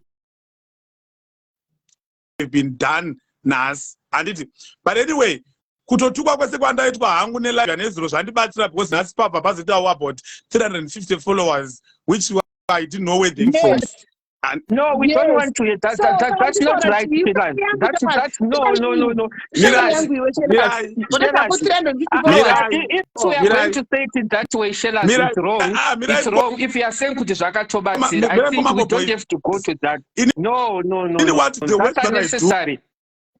I don't do it no, for. That's unnecessary. You must for followers. In why? Let me finish. I don't do it for followers. Do it for followers. You cannot say it was a joke. That's wrong. You don't get followers because of that. No. Shelas, I want to correct you on that. 1 minute. You don't say kuti wakaona vanhu because of that. Ndozvinotaurwa nevanhu vanotuka vanhu. You are not in that class yevanhu vanoita izvozvo. Zvekuti ndatukwa ndakuwana vamwe vanhu. We don't want that. It's not in you. You know very well. I know it was just a joke, my boy. Is why. Let me finish. And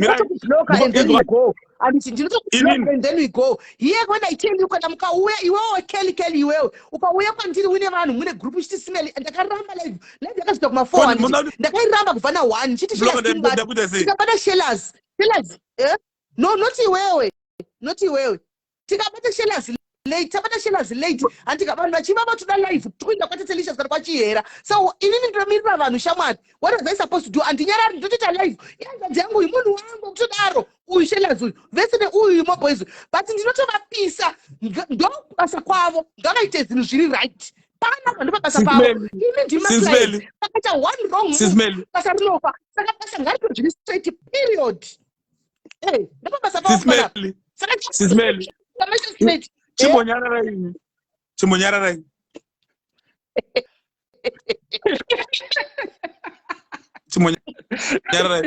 Is why come Komamo boys. What you have raised is fundamentally critical and correct, and we realized that the work is becoming bigger, and the demand is becoming bigger. I sought the services of an employee who is going to be full-time in my to deal with EYI.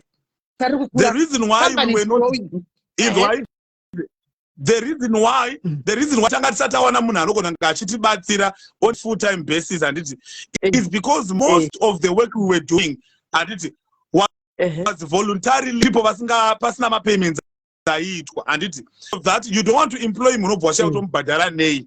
We are putting my strategies in place to assist Munuwese.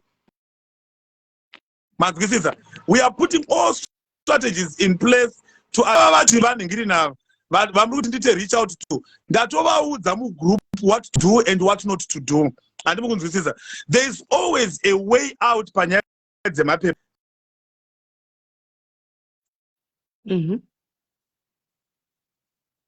Kama nikukura moboys ukuona kama nimfanele kukura sei kwanzi ndakato employer munhu ndikavhura office kuti ashande saka tokurega achidonedza company tichimuona kuti vanhu ndomatangira zvakai tinotomukorekta ipapo palive ipapo even nyaya yecommunication WhatsApp yangu inini inoita mamessages 300 na 400 per chinzwa Shelas anditika. I think once this is a point here, SIS MELLY, she's not your enemy, she's not my enemy, and we are not enemies. But you are really cool. And I can tell you after this life, you are going to get more people because we are not so severe. After this life, we are white Chaika.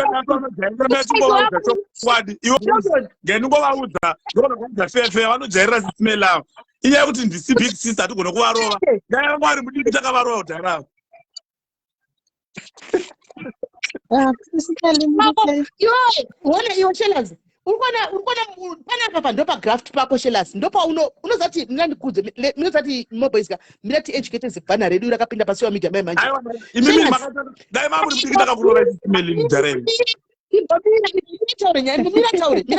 Mirantauri wakapinda pano pasi wa media manje Shelas panapa inside hustle you unoshanda court uri interpreter court ino inside hustle ishi urikunzwa kune zvaunonamisa kune zvatinga ndibasa norama nesocial media nefacebook chaiyo ibasa rako saka kana basa rako kuti kudati complaints especially uchienda nevanhu isusu vana sisi vako ndo basa redu hazvina kuti tinotokuvenga totoya kuzokugadzisa straight kuti urambe uchiita basa rako nemazvo ipa vanhu maislam abude handika more clients will come handiti ende zvako zvobva zvatofamba handikuona so usatione kuti vai vanhu 2 kana kuti munhu 1 kana kuti vanhu chii take every client handika as a client yakafanana nevamwe vese uchiona kuti unosunga kuenda kumberi zvisingaiti uchaona ende usina blue ticket don't blue tick them adon right kola chaudaiwo mudasa kuti kudi angel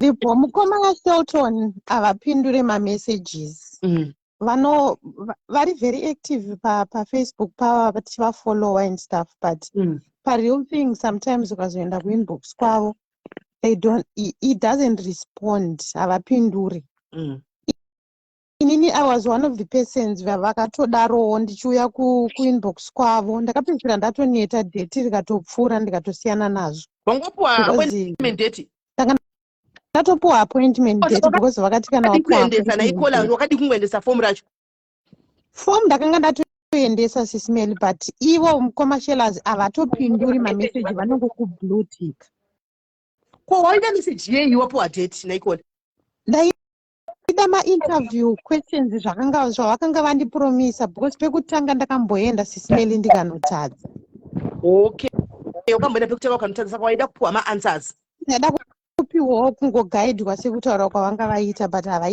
havapindure mamessages okay then even kufacebook even kuinbox kwavo chaiko kufacebook ukatoenda hakuite waste of time it's only pamawhatsapp nepavanenge vachiti hendidoneteraiwo mari toda kuenda kuNigeria sometimes I was one of the people akatombodonetawo but ndakangobatikanawo pakuti munhu asina nguva kana kuti kuwandirwa kana kuti chii handizivi vataura kuti vanga vasati vave munhu 1 saka zvanga zvichiwandisa kuseri vanga vasati vakwanisa kuti iye zvinezvi vakaita logistics yekuti kwatove neoffice nemunhu anoshandamo wavari kutraina kuti akwanise kubatsirai because sure I think nyaya yekusaka communicate the pressure was too much for him remember kuti munhu wese June akusvika vanhu vakutya nditi munhu wese ari kuda Asylum munhu wese ari kuda Asylum munhu wese asida kuenda kumba saka kuri kusikana kuti munhu 1 ari kuziva kuti panobatsikana sei pamaAsylum munhu wese anomhanya ikoko andiona saka vakati munhu 1 vakatisa iko andiona dai vakatisakana vanhu 4-5 for the meantime because pressure ichawanda panenge pachidiwa vanhu vanenge vachibatsira andikuona communication ndoine problem right regai timbonzwa Grace hello mushe kanjani manje ndinoda kuti tipise general because havangati kune vanhu vanovadonetera mari kune vanhu vanoita sei voda kuya vokwidza voice hazvibude nekuti munhu wevanhu handiti ende munhu anofanira kuti kana akanganisa atsuriki manje pamatanga kumutsura anobva akwidza voice hazvibude manje aiwa unoona chinoitika kuna general munhu wangu zvekudaro saka ine anchondidherera handiona anoshanda nepublic munhu wangu andiona kwete kuti vanhu vachichema kudai saka anyway ine sisimela handina zvakawanda but ndozoti vachadzoka vachiteerera audio general wakanganisa aiwa vakanganisa mazvinzwa general makanganisa fine general musandidrope mira ndingatsoimba I'm bad at singing general wakanganisa aiwa vakanganisa avakanganisa shela wakanganisa general vakanganisa aiwa vakanganisa register to vote Zimbabweans and vote for change remember to register to vote defend your vote ayoba is your future and it is zivai pamchaita x udzai vana mama kudzimba because our country iri kudonha our country is in shambles right now defend your vote mazimbabweans remember to vote bye general vakanganisa aiwa vakanganisa comrade varikuya kuzokuimbira general anditika right angel patine chimwe chadataura here no thank you very much sismeli and general kana muchazovhura this audio please be humble handiti next time kana muchichurwa mongoteererawo hatigoni zvese thanks sismeli bye Bye general ndamuona problem inini munhu wangu ini prisisi wake ndotomupisa ene ndinotomuudza kuti inini chakutokupisai saka iye anondidherera ndofunga achada kutora serious kana azoitigwa live koko kwaida kuitiswa live ko kuna nataterishasi ko nana evidence yera ndopachazotora serious kwandiri hambofi akaita serious anenge achingoseka achingoti nyararai imi nyararai muzivei imi nyararai ndozvanenge achingondita. Hello kola. Yes, hanzvadzi muri sei? Bobo zvokuti.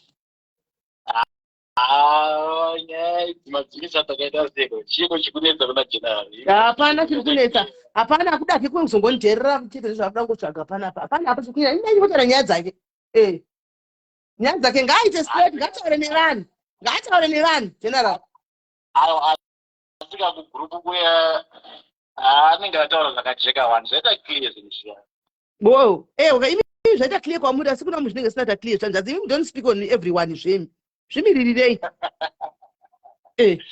Ndinokubatsira vamwe vacho kuti vazwisiseka kuti pave pakajeka because I know hangu kuti mari inorwadza. Ndizvo takadzibvisa mari. Aiwa hapana munhu abigwa. Pachokwadi cheko hapana munhu akabigwa. Tati izvo ndazvitaura kubva zuro. Hakuna munhu akabigwa ndochokwadi. Asi kuti nyaya iripo miscommunication ende futi kubva nhasi imi general vauya pano zvokuti munopa vanhu nhamba yamusingashandisi it has to end here now full stop dot do. Handimaona munofanira kupa vanhu nhamba dzamunoshandisa ende pane pakuti muroro wangu kumba uko kupi handimaona anenge ari kudheni paya mupe imwe phone achiansa messages imi kana muri busy you can't do everything muri munhu one imi muchiziva kuti munhu wese asi kuda kuenda kuZimbabwe akamirira Asylum iyoyo moda kuita zvose muri one hakuna zvinhu zvakadaro. Animaona ipai muroro wangu mo iplay wamwe vasikana kana 3 vanota basa rekumova pamafoni muisa manamba 3 4 mune munhu achiita call center ani muri kuona kuti basa rienderere mberi not zvamuda kutitira izvo. That's very true. Exactly. Pachipamwe. Vajira varipo. Oh. General, ini ndikuti pamberi nemi basa mukurowa general. Ungavada ipeoshe. Hai dai ine munhu wenyuku.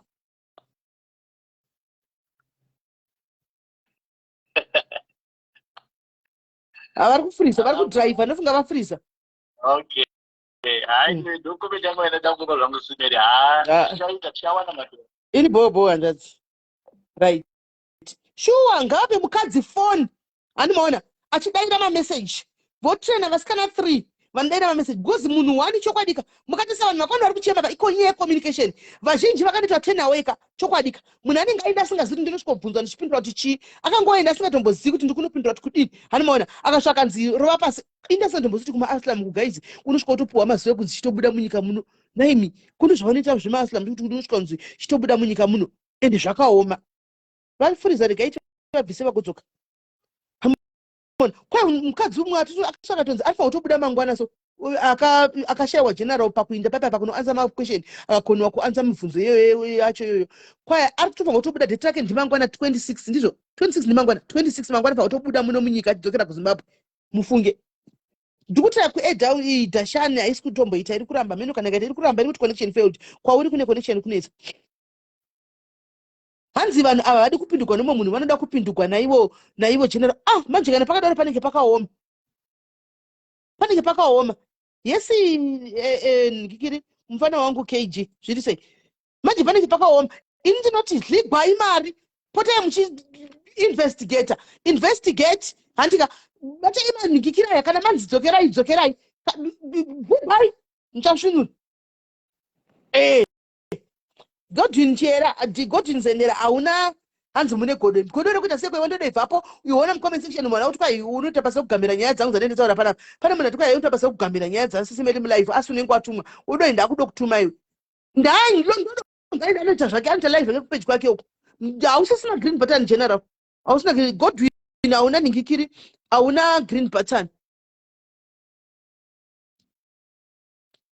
you go and you cannot say tsvaga vamwana you cannot go to pay anti munobhadhara imi munobhadhara mari kwanti munobhadhara mari pamwe ndanobatsirwa maAsylum newe Amanda maAsylum aya munobhadhara mahara mweti kwa mahara anti munobhadhara anobhadhara kwavanhu vanhu vari disparate pamabasa ku 2000 vanoda basa mari dzakawanda kudari mobhadhara ma 751 vamwe 1.5 vamwe 2000 vamwe 4.5 mari dziri kubhadhara kwako saka ndidza kubhadhara musikana nemhaka yei uzoda kungoiwataura iwe vanobhadhara zvakati ndototi sevhisi ifanga muda kuti basa racho ridonhe ndima kuti da kuti basa ravo ridonhe manje mutwa heye vanhu mutwa vachati vasikana novabhadhara nei vane vabhadhara nemari kadzinobhadharwa nevanhu handi vanhu vanobhadhara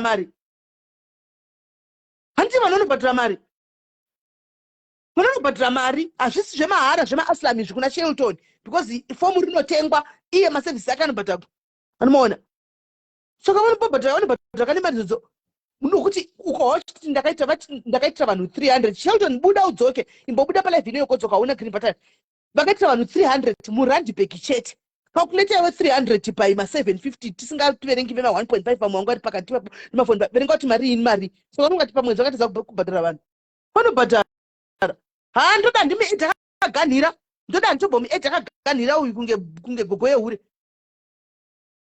mundoda ndikuedi wakaganhira kunge gogo yehure unoganhira iwe unoona ndakatanga live yangu nehanzi dzangu naShelton pana iwe kuenda unoganhira kusaidi wako unoda kutawo live yako indari uita yako kokoko pano ndipangu wakaganhira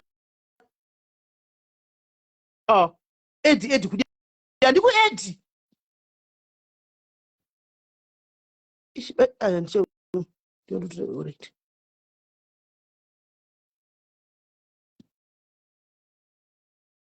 aiwa izona book edi akayo hello yes my sister kuri sei hello yes kuri sei ndiri right I moved to my phone book kuti ndite call. Okay. I've been following the live now, and is it able to speak on air? Yes, you can.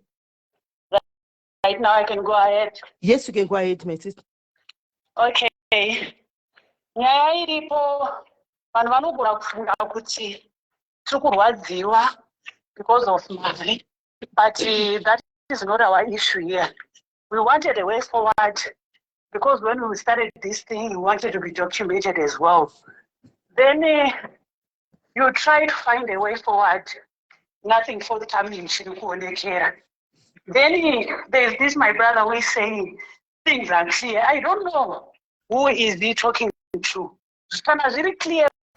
It's clear to him because if I want to put your appointment date, I want to to any refugee camp.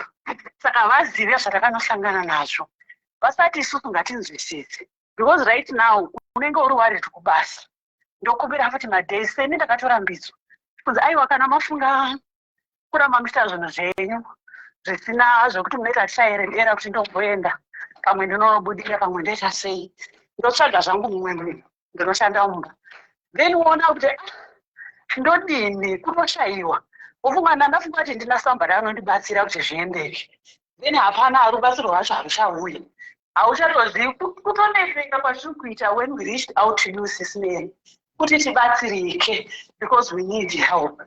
Then if the general says zviri mumaoko emutemo, we all understand all that, and my issues avari kuraiza like now when he was live vataura kuti kana waenda unonorejectwa. That's what happened kumaZimbabwe. Havana kumbotudza izvozvo when he was talking to us first time. Saka kuda kuti waendaenda ndarejectwa pakudiwa mari yeapiu ndinoiwana kupi?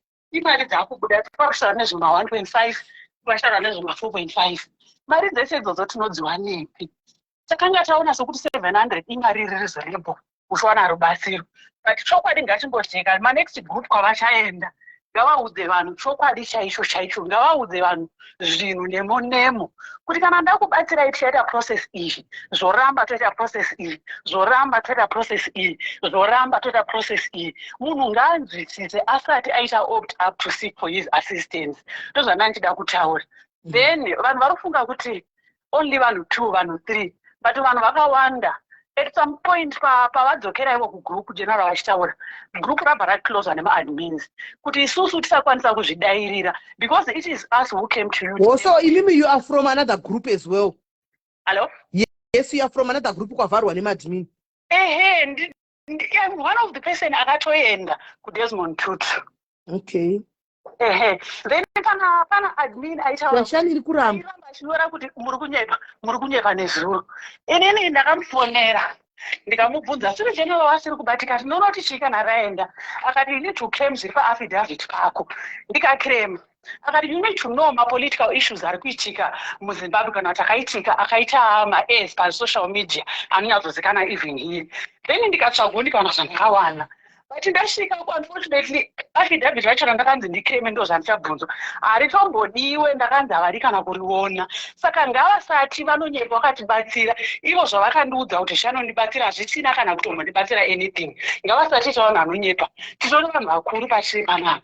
Saka ngavasati tora sezvinonzi hatina pfunga kana kuti chaita vanhu vari foolish kana kuti vari slow zvekutodaro. Aiwa, when we seek assistance tikuda munhu achitibatsira patiming nepamadays kuti vozati ndikanzi ndikuenda musi wakati nhasi ndokumbira ndomhanya pandinosvika at least ndofana kuya ndine positive response. Aiwa ndanzi zvakati zvakati ndozodzoka musi wakati newauri kukumbira kwawo kwaari anokurelease achiziva kuti at least there is something happening.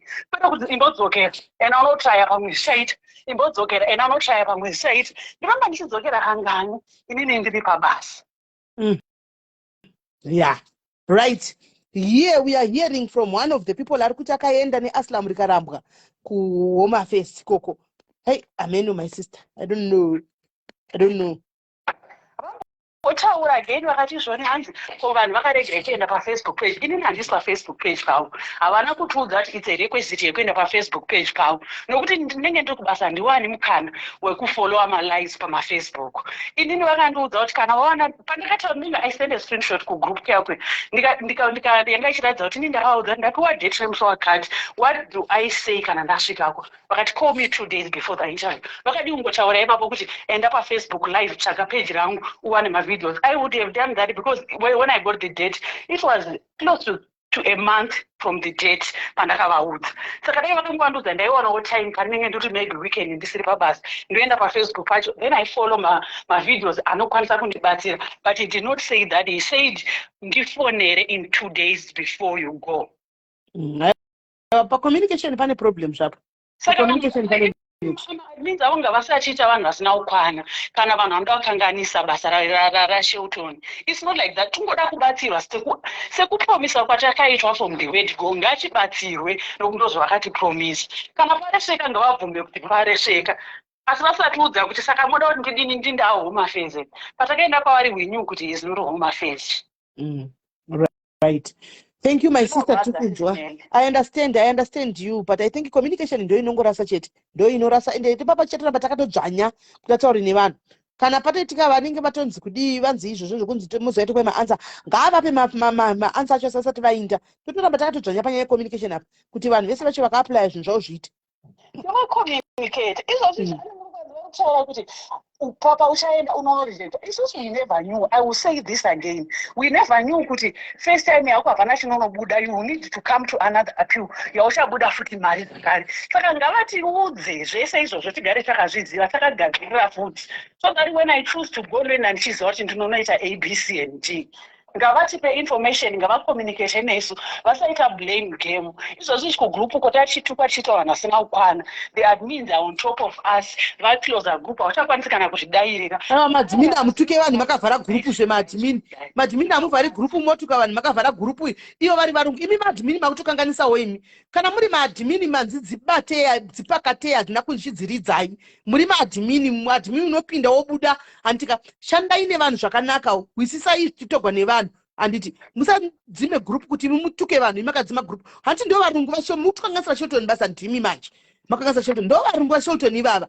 And ndo varungu vake ivava. Ndo paanodlana apa ipapa. Zvino imi mukavhara group mukataka kutuka vanhu vakabuda magroup vakatanga kuita maFacebook live vakawanda izvo zvifo. Munomukanganisira saka musavhare magroup muchituka vanhu makavhara magroup. Vhurai magroup vanhu vatazva vanotaura. Kana mavhara magroup chinemi musachataura magroup ita kuti mupango nyara kuti zi mozovhura musamemshara nyaya dzenyu dzemagroup.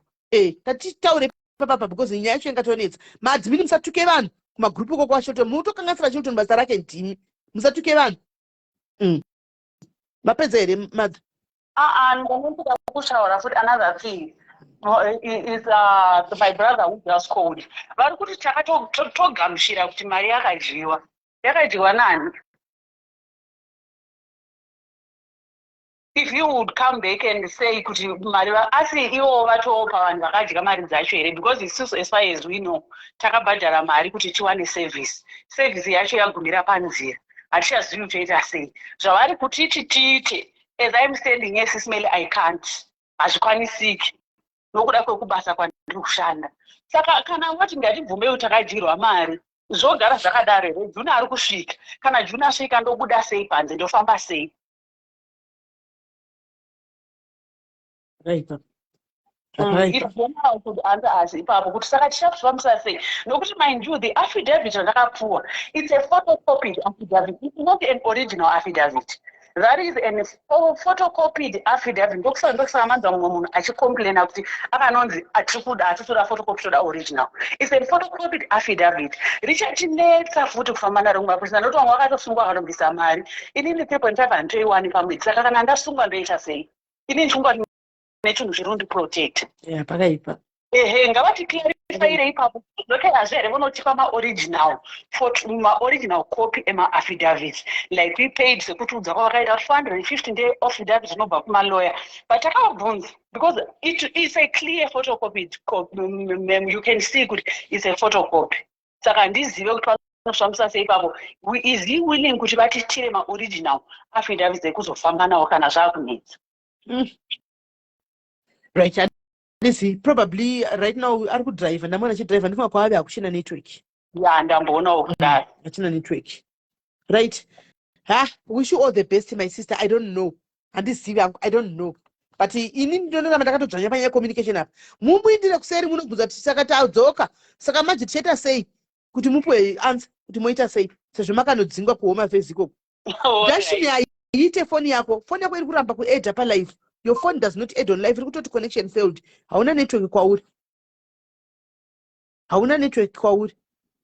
Takataura nyaya yekuti ndisawane zviro vanhu vakati kwanzi zvokuti ndisa kumabasa azvidiwi. Zvinogona ngokuita kuti ufambe murodhi zvakanaka umu. But kumabasa hanzi azvidiwe zvidhindo zvekubhodha izvo kuti kwai unoita ma 3 months avadi. Vanoda kuti uve ne Asylum kana to work permit. Kanmona. Vanoda kuti uve ne Asylum kana to work permit. Topari kunetsa. Saka pakaipa. Adashani phone yako edi. Aito edi, I've tried wedwe. Edi. Pakaipa. Kwa situngurama wantu. Unengo uchi asiso kostina kana zvichiita kuti paine mukana wemapepa acho iwaya ma-asylum ayo. Kwai hainzi Asylum inonzi Asylum. Imi tiregeita uri zvandogona Asylum iyoyo. Asylum amusuti ndachembera ndirichembere. Iyo Asylum iyoyi. Handimaona kana paine mukana vanhu kuti vainde kumabasa vanenge vakadzidzira kana kuti vanoda kuinda regai vaite ma-Asylum. Kwanzi basa vakutoda ma-Asylum ini kwangu vari kutondinetsa. Nyaya dzema-Asylum zvino dzekutonetsa idzi. Ameno guys ngatingomirirai tingofamba netariro. Let's just pray and walk nefaith yekuti zvinoita. Vanona pamunongofamba onewo ma-affidavit iwayo ashande zvotakungoita. Ashande amanje misiye umuda komenda ma-asylum ekwedu aya akasiyana neekwenyu ku UK aya. Akaanze mapemisi akaza mapemisi yaya toni speaking hakuna kuya. Hakuna chimudhara chacha haisi kuita yenyu futi sisi yeufonai. Yemapemisi chimudhara chacha chemhasha chitsvuku ichi chinotohumana kuti tatogadzirira kubhodha tatoisa vanhu security yakasimba chibenzi chemunhu chiya. Unaona? But guys, panyaya yema-asylum pangati we search in one. Kuma asylum kukafanana nekuvisa reku UK. Asylum yakafanana nevisa reku UK guys. Unosubmita zvinodiwa zvose. Ugogara uchiti visa riri kuuya ugonyimwa visa. Mazviwa. Ndizvo ndikutoona ini ma-asylum ayo. Iyo wamafenzi guys. Hello my sister. Yes, my name. Murisei. Mushe murisei. I just wanted to say something about asylum. It's not kuti wherever I am kuti zvakasiyana. As long as wakabva kuZimbabwe. Okay. As long as wakabva kuZimbabwe uchitiza political violence, the process is the same. Okay. Right. What they need to do, don't expect a miracle kuti ndichanomiririrwa nanhingi ndiyashandipisa mapepa. Never. Asylum case ndeyako iwewe muredzi. You need to know your case kuiziva mukati muruoko rwako kuti ndakatiza, because paunoenda kunosika asylum unotoenda kunosika wega kuti ndakatiza political violence. Waenda kunosika then iwewe unozonyora a personal statement yako inotaura kuti pakati in detail wakatiza muri wakagaidzwa vari kuaplya mega pamafoni. Teererai apa, teererai izvi zvamuri kuudzwa pavanhu vachaapplya vega. Teererai. You don't need mumwe munhu kunokuaplayira, you just go wega kunoaplya wega kunosvika kuti ini ndakatiza political violence because ndakapisirwa musha musi wakati, ndikatiza ndikaenda ndikanogara kuHarare ndikaripota nyaya yangu kumapurisa. Whether uri kunyepa kana kuti hausi kunyepa, you need to keep that consistency. Usambofa wakachinja the statement. But enda wega, you write your statement. Vanokudeedza for interview. Vakudeedza for interview, vanokuvhunza. Ukatowana kune munhu ari ruduka, unobudamo imomo, unopinda mona 9, ugobudamo na 4 o'clock.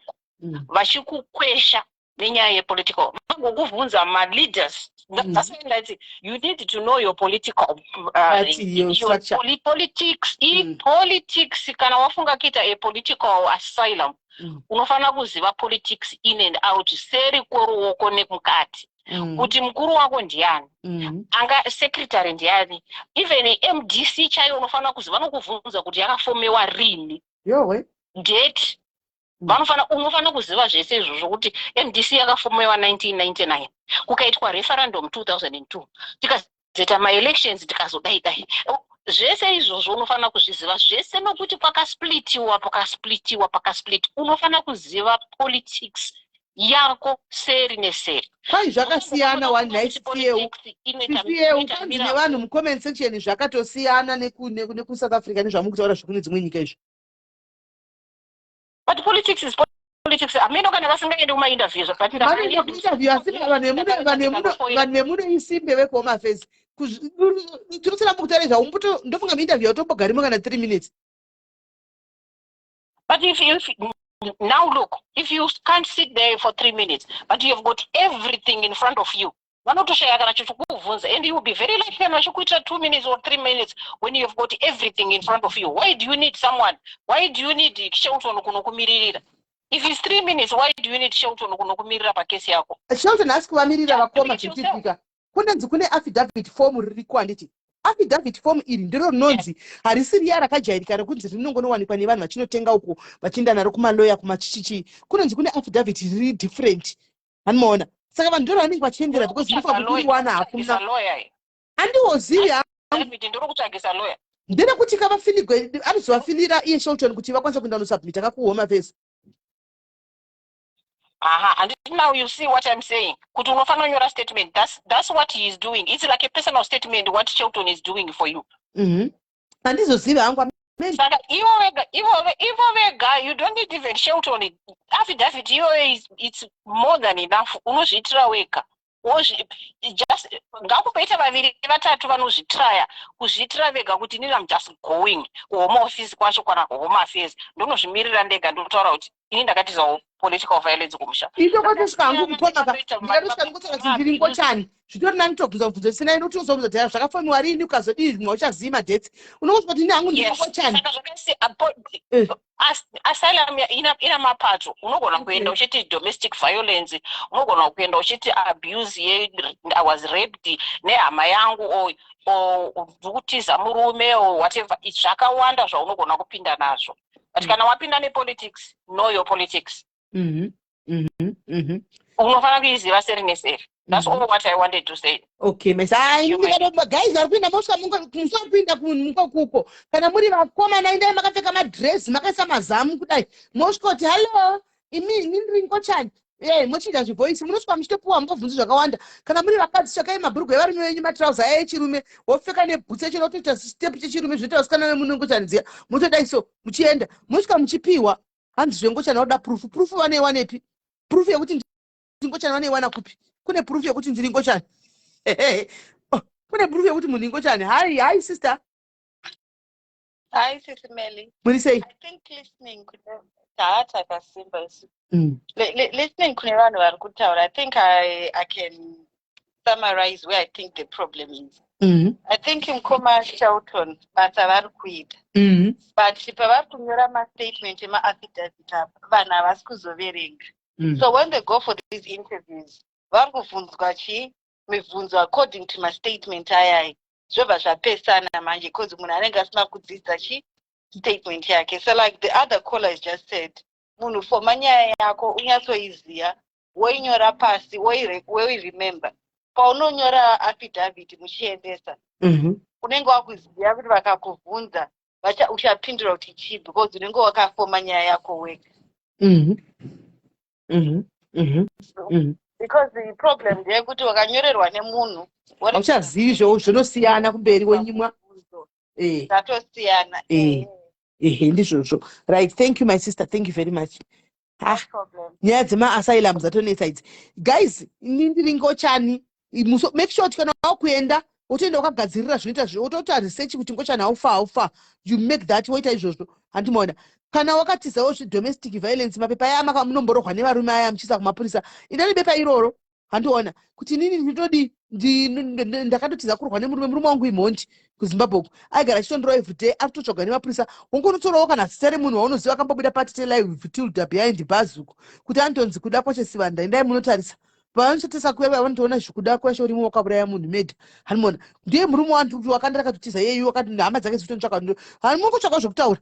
Hanimaona kana kuri kuti munenge maenda kuita kuti zvinenge Shelton paaffidavit zvatogona kola zvisazosiyane. Create your own statement. Zvinenge zviri paaffidavit zvisazosiyane nezvaunenge wadi wakunotaura iwewe. Hello dear. Yes. Yes, ndikuzwai.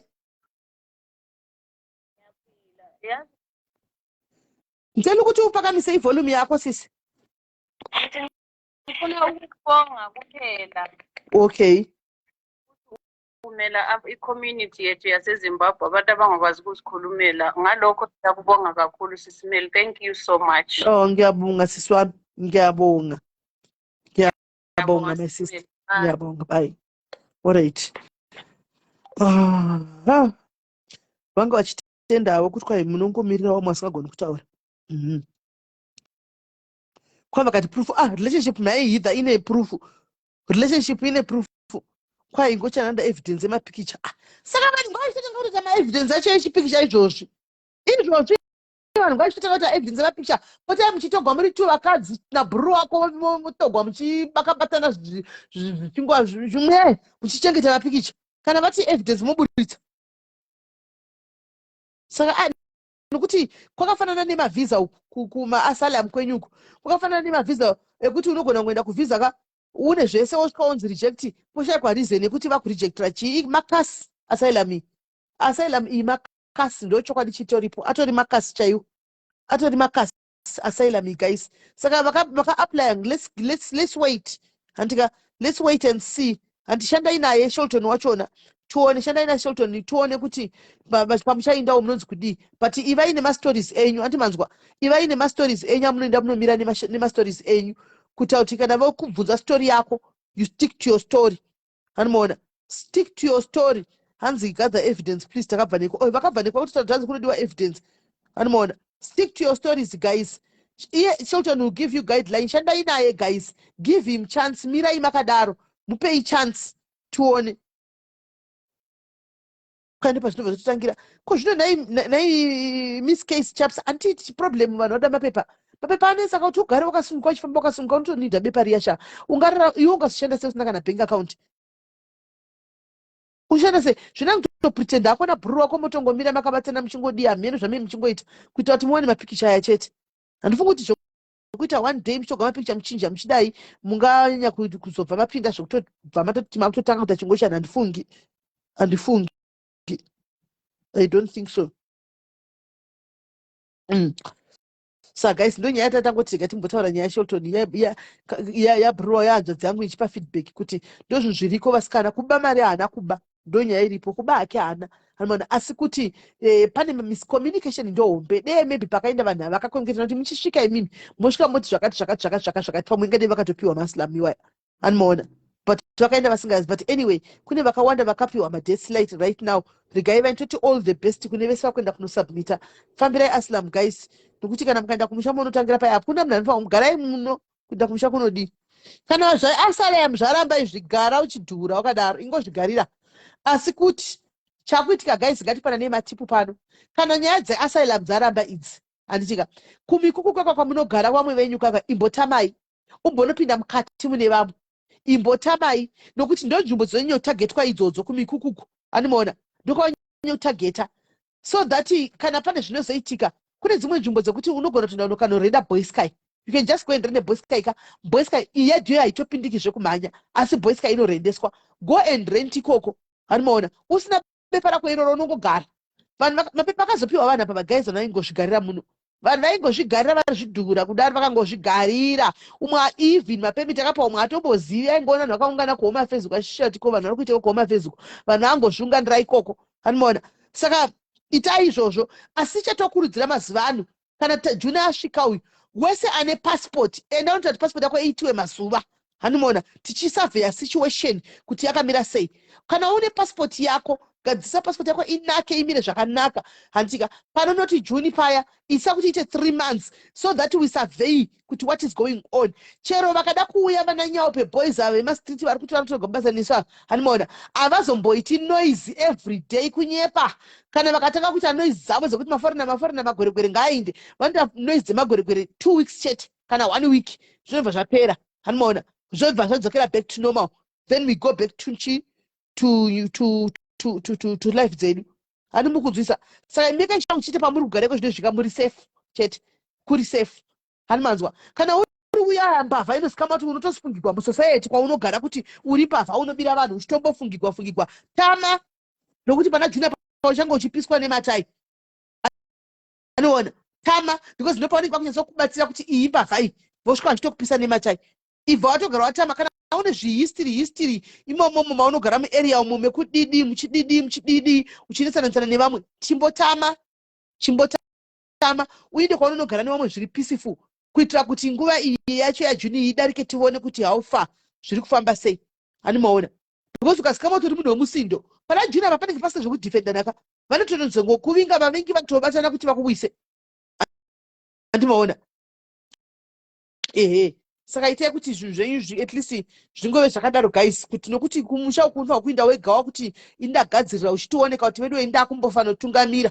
muchandiwana ndaveko tochiti my sister famba bo antimaona famba bo haungoende usina kuti ndakuda kuenda kumusha kungonzi nokuti kwai uri kutidzingwa dzingwa kudii hatingoendi nokuti tiri kudzingwa kwai ndinonzi madzimai nunu ndinobatsira chii mahara uyai mutore nhombo dzekuisa pasi perurimi kumaasylum uku titende handizivi ava madzimaiwo kwai ndini madzimai nunu mahara havo asi panafanira nepekuti vati mahara kwanzi munotora nhombo dzokuti muise pakati penhingikiri perurimi imi madzimai nunu munayo here asylum yakatobuda here makatoisa here pasi perurimi zvenyu zvikatofamba madzimai nono makatoisa here pasi perurimi makatonotora here nhingirikiri makatonotora here asylum yakatobuda here vanhu vasati vauya kutiwe kuti imi makatobata here maoko makatoita chinhondo ichi mukaisa pasi perurimi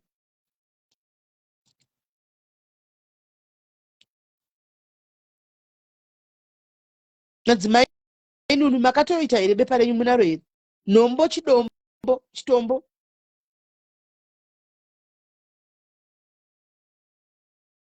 madzimai mboyandi kuedheka madzimai mboyai panoti vana madzimai vari kutora mukombe pasocial media haikona mani uyaiti kuedhei madzimai itafadzwa uyaiti kuedhei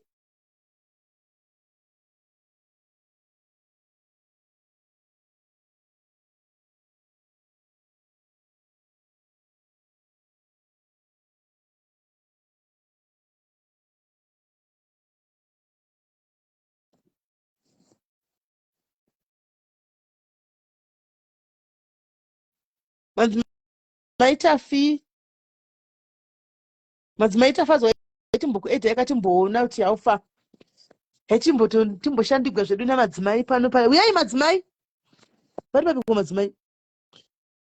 Madzimai ona havana green button vaedha sei?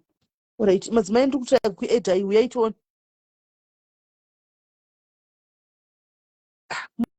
Mutodaro kai musashore imbodza nedzimbira todaro muchitoshora muranda waMwari chaiye anenge achitoshandiswa.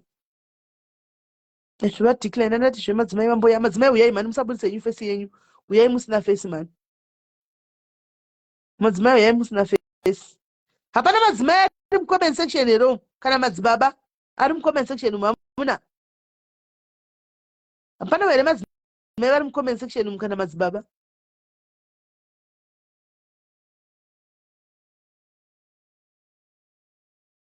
Kwanisa kutoshandigwa. Alright. Kune nhombo yedu manyama iriko kuna sisi, kuna madzimai nunu. Munopiwa mahara moenda kuma Asylum kwenyu kumontaura zviri sweet. Zvokuti uchingotaura kudai so vanongototapirigwa newe kudai. Votongopesera vatongoti yenalo mupei Asylum iyoyo.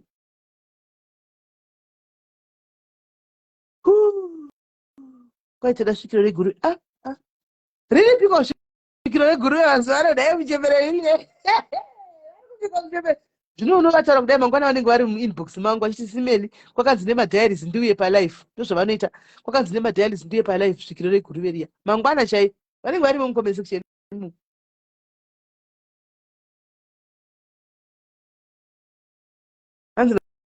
Vatsisisa akapiwa munamato ratipiwe zvokumhanya. Pariko vakapiwa munamato ari kuti anongopfuura mapurisa anangana basa naye. Chero akapfuura panongopfuura kunge ameno. Amen. Amen. Right guys, kaintinti. Time yedu yafamba tichingori pana. Taida kuti timbotaura nyaya yezvidhoma. Taida timbotaura nyaya yezvidhoma. Takati kuitaura mangwana nyaya yezvidhoma. Munoida here guys nyaya yezvidhoma? Imwe information dzane ndichingohwauka kufamba umu. Nyaya dzezvidhoma idzi. Amen. Munoida here nyaya yezvidhoma guys? Munoida here nyaya yezvidhoma? Mangwana tikuya nenyaya dzezvidhoma.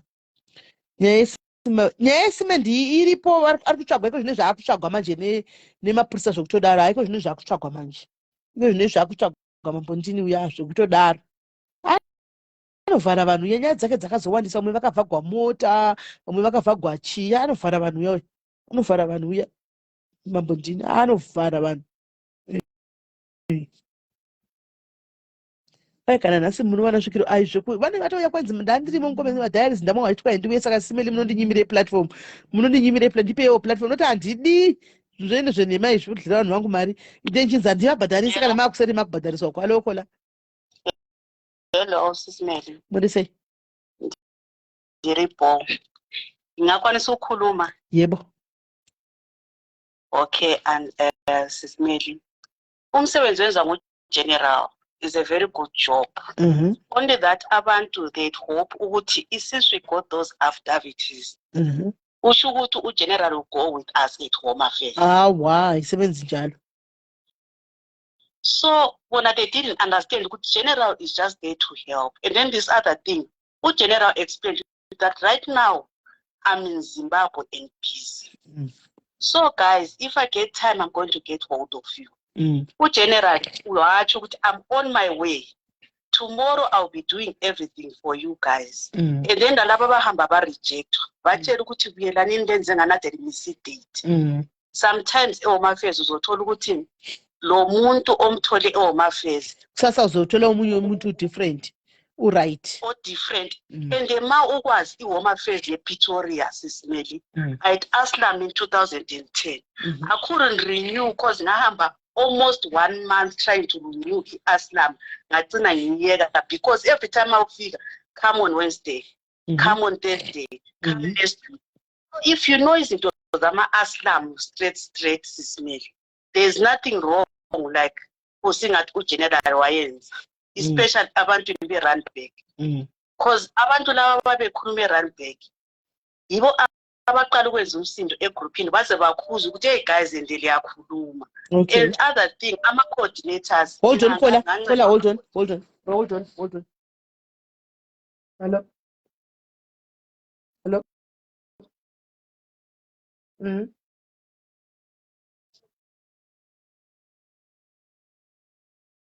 Yo, this time, handikwanisi kumuudza yatore Bolt.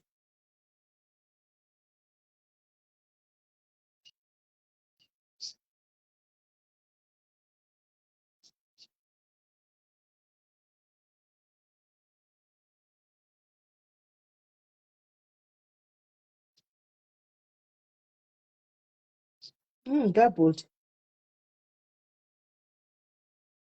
Muitire Bolt.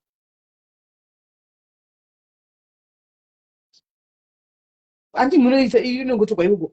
Inongotukwa mukadhi ikoko. Bolt ikoko chete iye mumudza yomuisa address yepaari iye okwira Bolt. Bolt oya naye osvika panapa.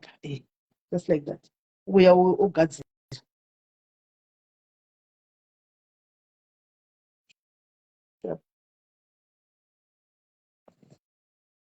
Ko mama wangu adandati batai vainde pisvi. Papaita ko vainde pisvi.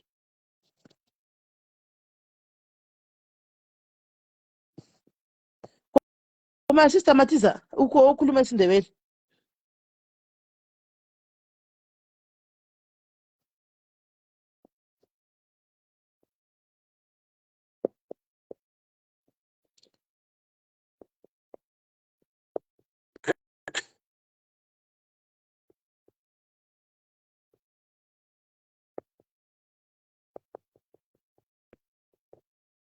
Right, well, I don't know which find the right guys. Musatichi. Next week, guys, on any worry Haiti. You on any worry Haiti. Chenge chiri pa Deben, pa Haiti, guys. Next week up. Deben, people, are you there? Ma Deben, yes, Muriko Eroko. Deben Diary. Deben Diaries, Muriko Eroko. Deben Diaries, are you there? Deben Diaries, Muriko Ere. Chenge chiri pa Deben up. Patinenge tiri vasikana tichinyumbura mumvura amene mumvura idzodziya kuti zvadzo uzobisa munyama kaudzozodite tiri mhenu tiri kuDurban. Hanzi it's next week. No, it's not next week. Mwezi unopera rini kweshumbureso? Mwezi unopera rini? That's the 2500. Next week ere.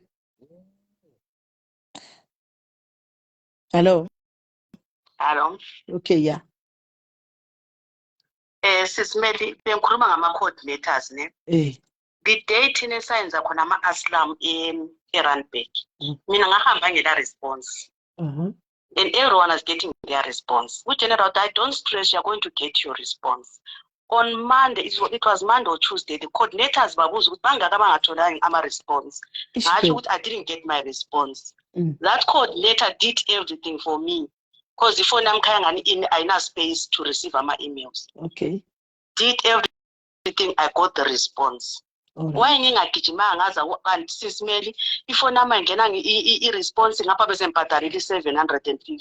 So ezinye izinto zinidi communication before we take it ukuthi sibuyisa abantu.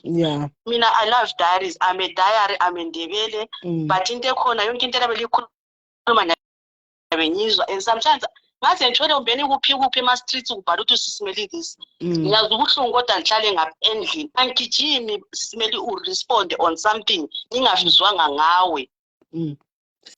So abantu laba they were supposed to wait for general afike essay. When fike essay wayehlo ukuba nceda. Then they will come and say we didn't get help from general. Rather than ukuthi bagijime bangcolisa igama lika general before they hear his side of story. Okay, I see. This one. Thank you. Right.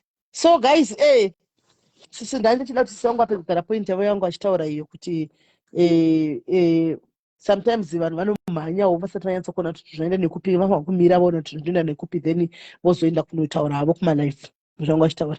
Saka ndati Durban hanzi next week, naizvo ndakachitosara next week nditoti next day ishi bell ishi next week ndizvo ishi iwe musi wa6 ndirini imi guys ndinotosara ndisenda manyebhari guys musadaro ivira itioni zvona ndichazarazvo hedioni kalenda riripi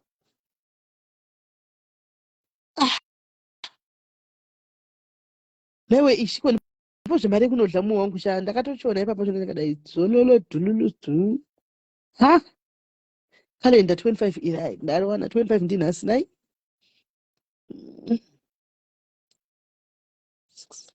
25 next week wena komwedzi zvawatopera aiwa mani imi ndizvo here awa April yaiwa iyi ndiApril iyi tikuda pinda muna May April 6 May ndiri 1 2 3 4 5 6 6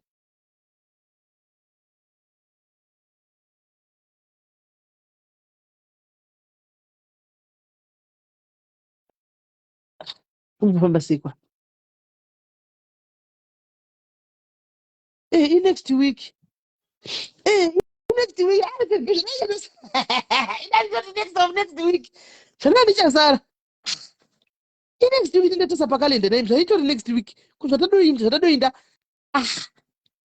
zvatadoine newe lokakadhaisi apa musoro wangu andangana ndadorusa kwanzi narisi ine hangu kuuk haiti ndichangotodhisaidha kungosvika nemwana wangu anondidzinga aingodaro iwe risi tonodzi unodzingwa here unongoti pfei iwe unoti unodzingwa here iwe ndowadi ona choenda totozama kuti vaudza asida tombosviwa izvozvo nai asida tombosviwa kutoenda next week Thursday wo saka ndifa kuti unoti mai comfort vaiva chito zvandisina nguva vamba kuti vachigara vari kwamusoro wavo mai comfort tichidididi hapana kumira mushe zvatatoenda naimi saka vari kuDurban guys tetiriko guys tetiriko muzotindisauka kumaclub ekuDurban maclub anofaya ndekupi muzotindisauka naimi guys kumaclub anofaya uko ndekupiko kumaclub anofaya timi hatina kana mari zvedu tichangoenda risi shandipoka mari kuno mwadoro uko nekunohla kuDurban kuti ati ndikureverere bribe me kuti andikureverere kuti ndina ndobata mwana wacho alright ndine nchita baby sitting yacho iyoyo okay let ye be nechimwana chiri muprema toisa pakona apo prema ndoreverera ndomiramira ini sure risi dai ndomiramira inemi zvatatoinda zvakaoma anzi kuti maybe ari kuenda ari kuenda ari busy kutsvaga mari yake yameno ande accommodation or something yameno ari tiketi anaro rendege ari kutsvaga mari yeaccommodation nekunospenda anozoti kana waenda kumatauni kwevamwe kwedu wei tinoenda kumatauni kwevamwe kuti tichida kumbonotendera tichionekwa tichiitawo zvimabhotipoti chididi plus pakaipa ishbe wati kudiko ishi shandiwi here kuserisha ndiwi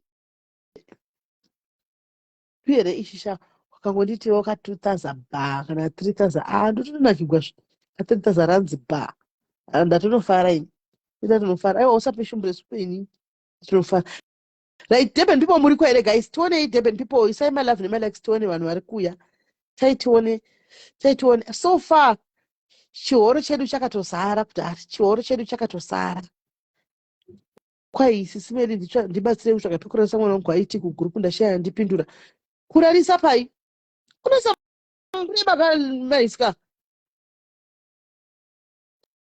samurema mwana anobata pakona apo murema kwai milka please block ari kuisa maangry face ini handisitombona kana reaction panoisa maangry face mublockei benzi remu inoenda kumaona wani maangry face acho aripi Durban people, are you there, guys? Durban people, muri kuya ndevapi muripo here guys? Tionei vanhu vari kuenda kuDurban.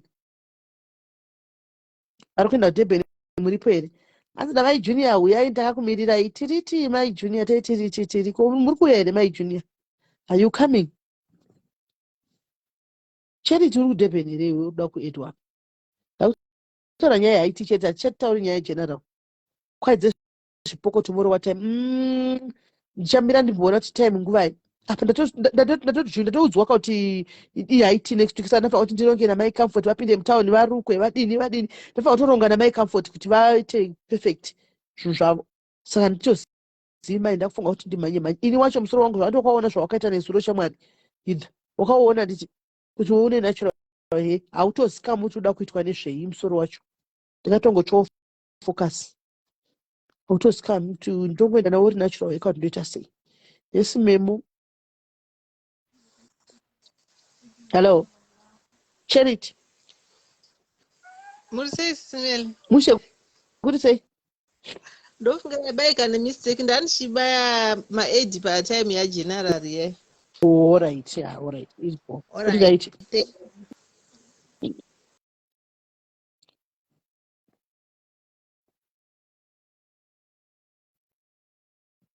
Kuhowiki ndekupiko.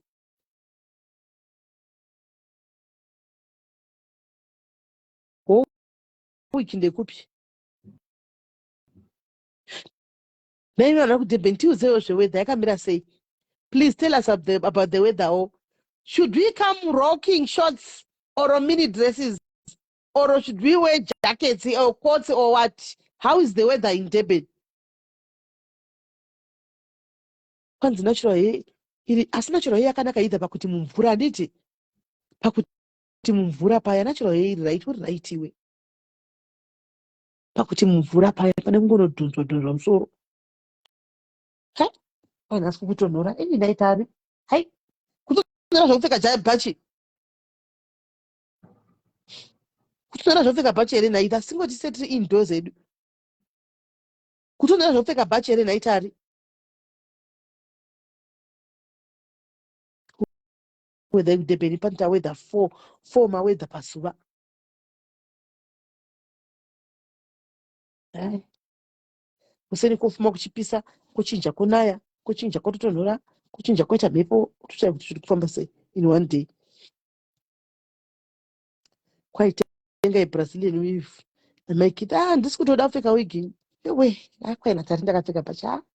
Anyway, tichangopfekawo huku zvino tingagodi. Tichangopfeka mabhachi. Aiwa, ndisi kutomboda zvokupfeka wigi, mawigi ndinawo handitopfeki wigi. Mawigi ndinawo hobhoi. Mawigi ndinawo hobho asi izvo zvokutopfeka wigi izvoni zvandisi kutoda izvozvo.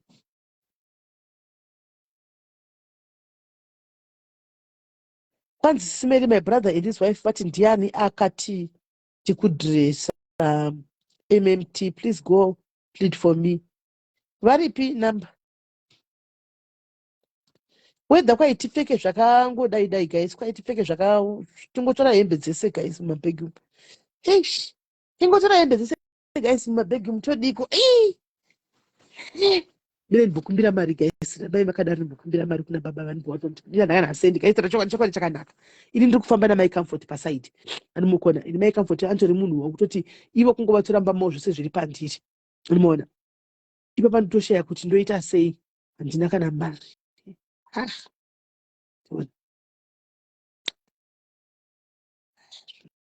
Zvacho. Apa ndinotoigwa imwa mari iyoyi.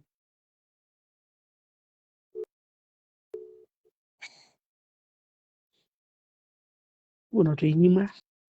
Baba yedu. Rime munofarini kuti zororo, tsana chilavaridzei. Hello. Hello. Iri palaudi kuona ndikanyimwa kuti palaudi. Hello. Mama bata.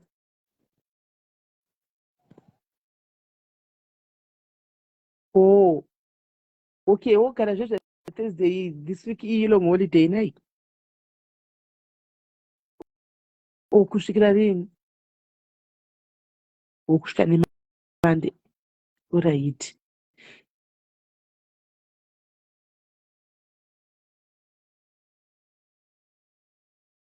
Oh. Okay. Alright. Handi munosati next week papa nemusekezi tokunda Durban. Thursday. Thursday tokunda kuDurban. Sana nchiti mukandisira kamari pasaidi so. Kuti ndi semunhu ari kufamba kudai.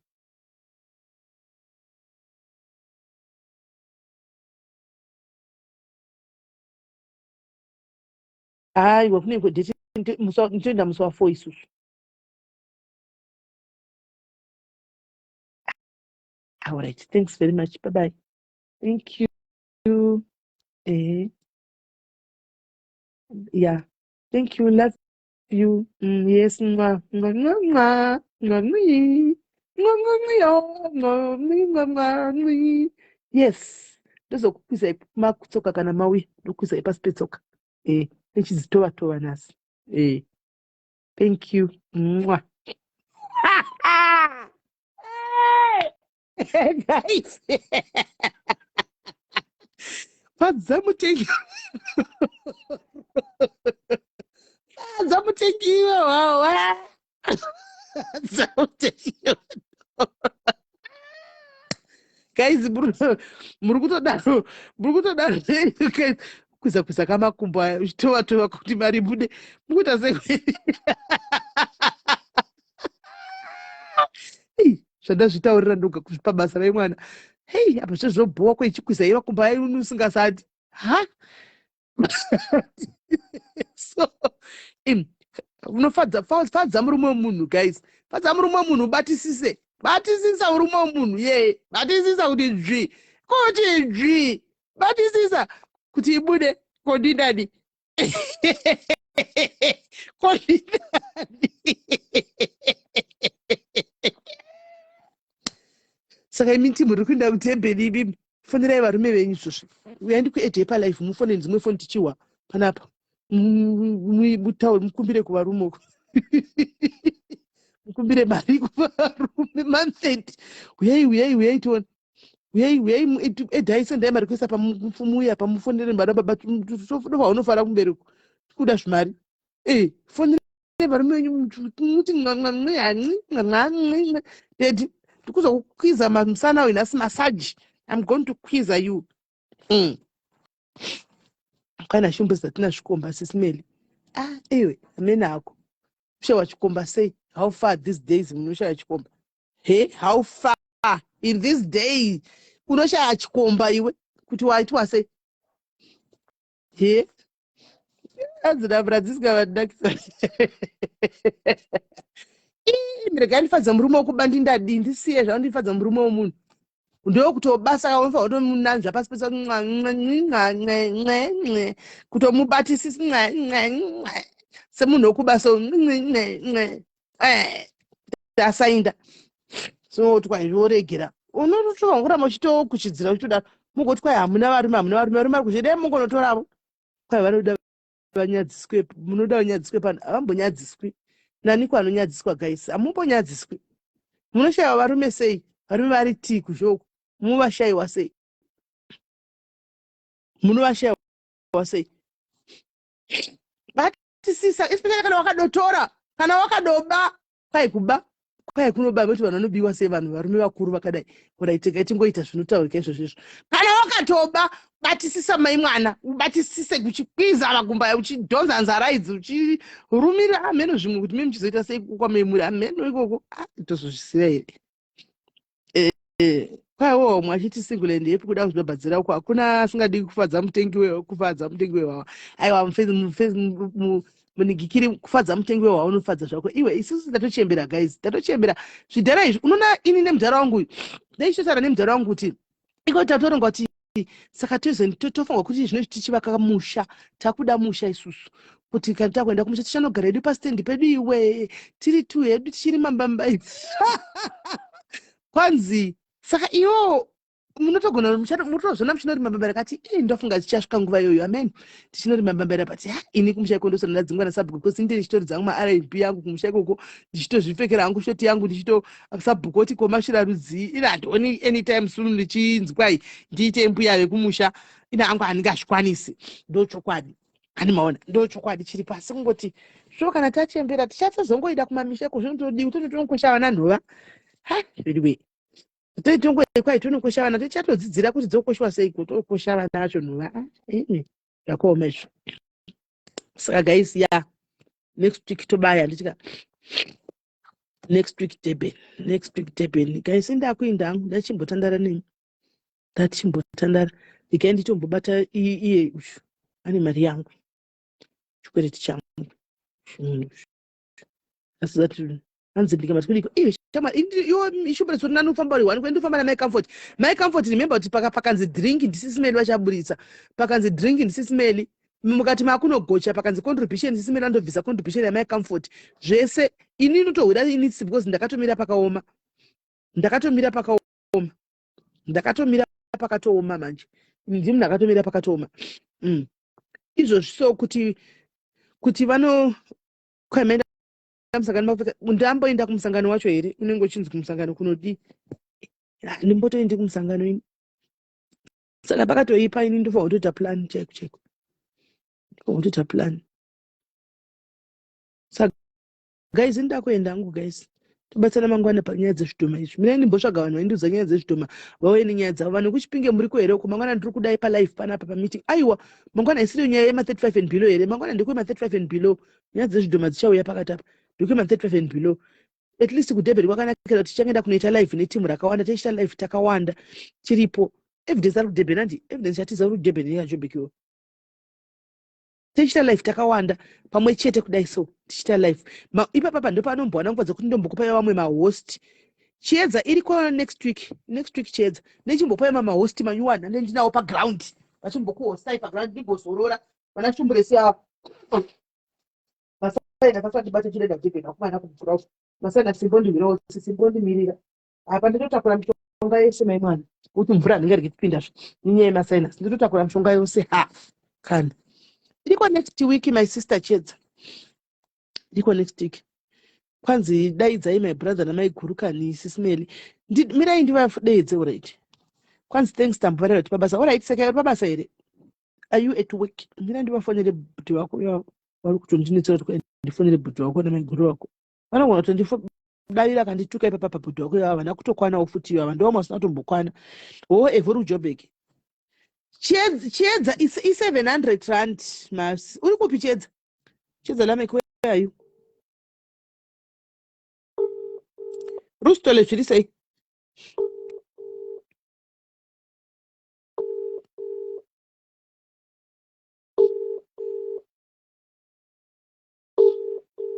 Ashley miyambo yes mundu danyanze zvidhoma panapa danyanze zvidhoma panapa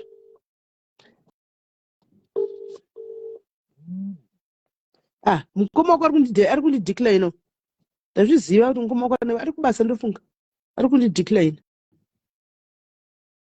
kundidecline mukoma wako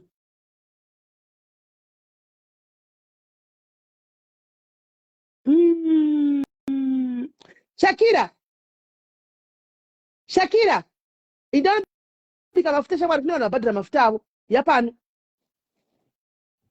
guys gaindindi zvangu gaindindi tozobatsana ndikudebheni chiedza we want to see you we must see you chiedza lamek we must see you we will be there in full force in flesh will be there milka admin milka batai chiedza uyu batai chiedza akupe hafu yake anozopesa hafu yake next week ipapapa before haiti batai chiedza admin batai chiedza uyu totomuda kuhaiti kuti zviite sei tokutomulavha batai chiedza vari paDurban chiedza aripo paDurban so guys ndokubatai mangwana tika love you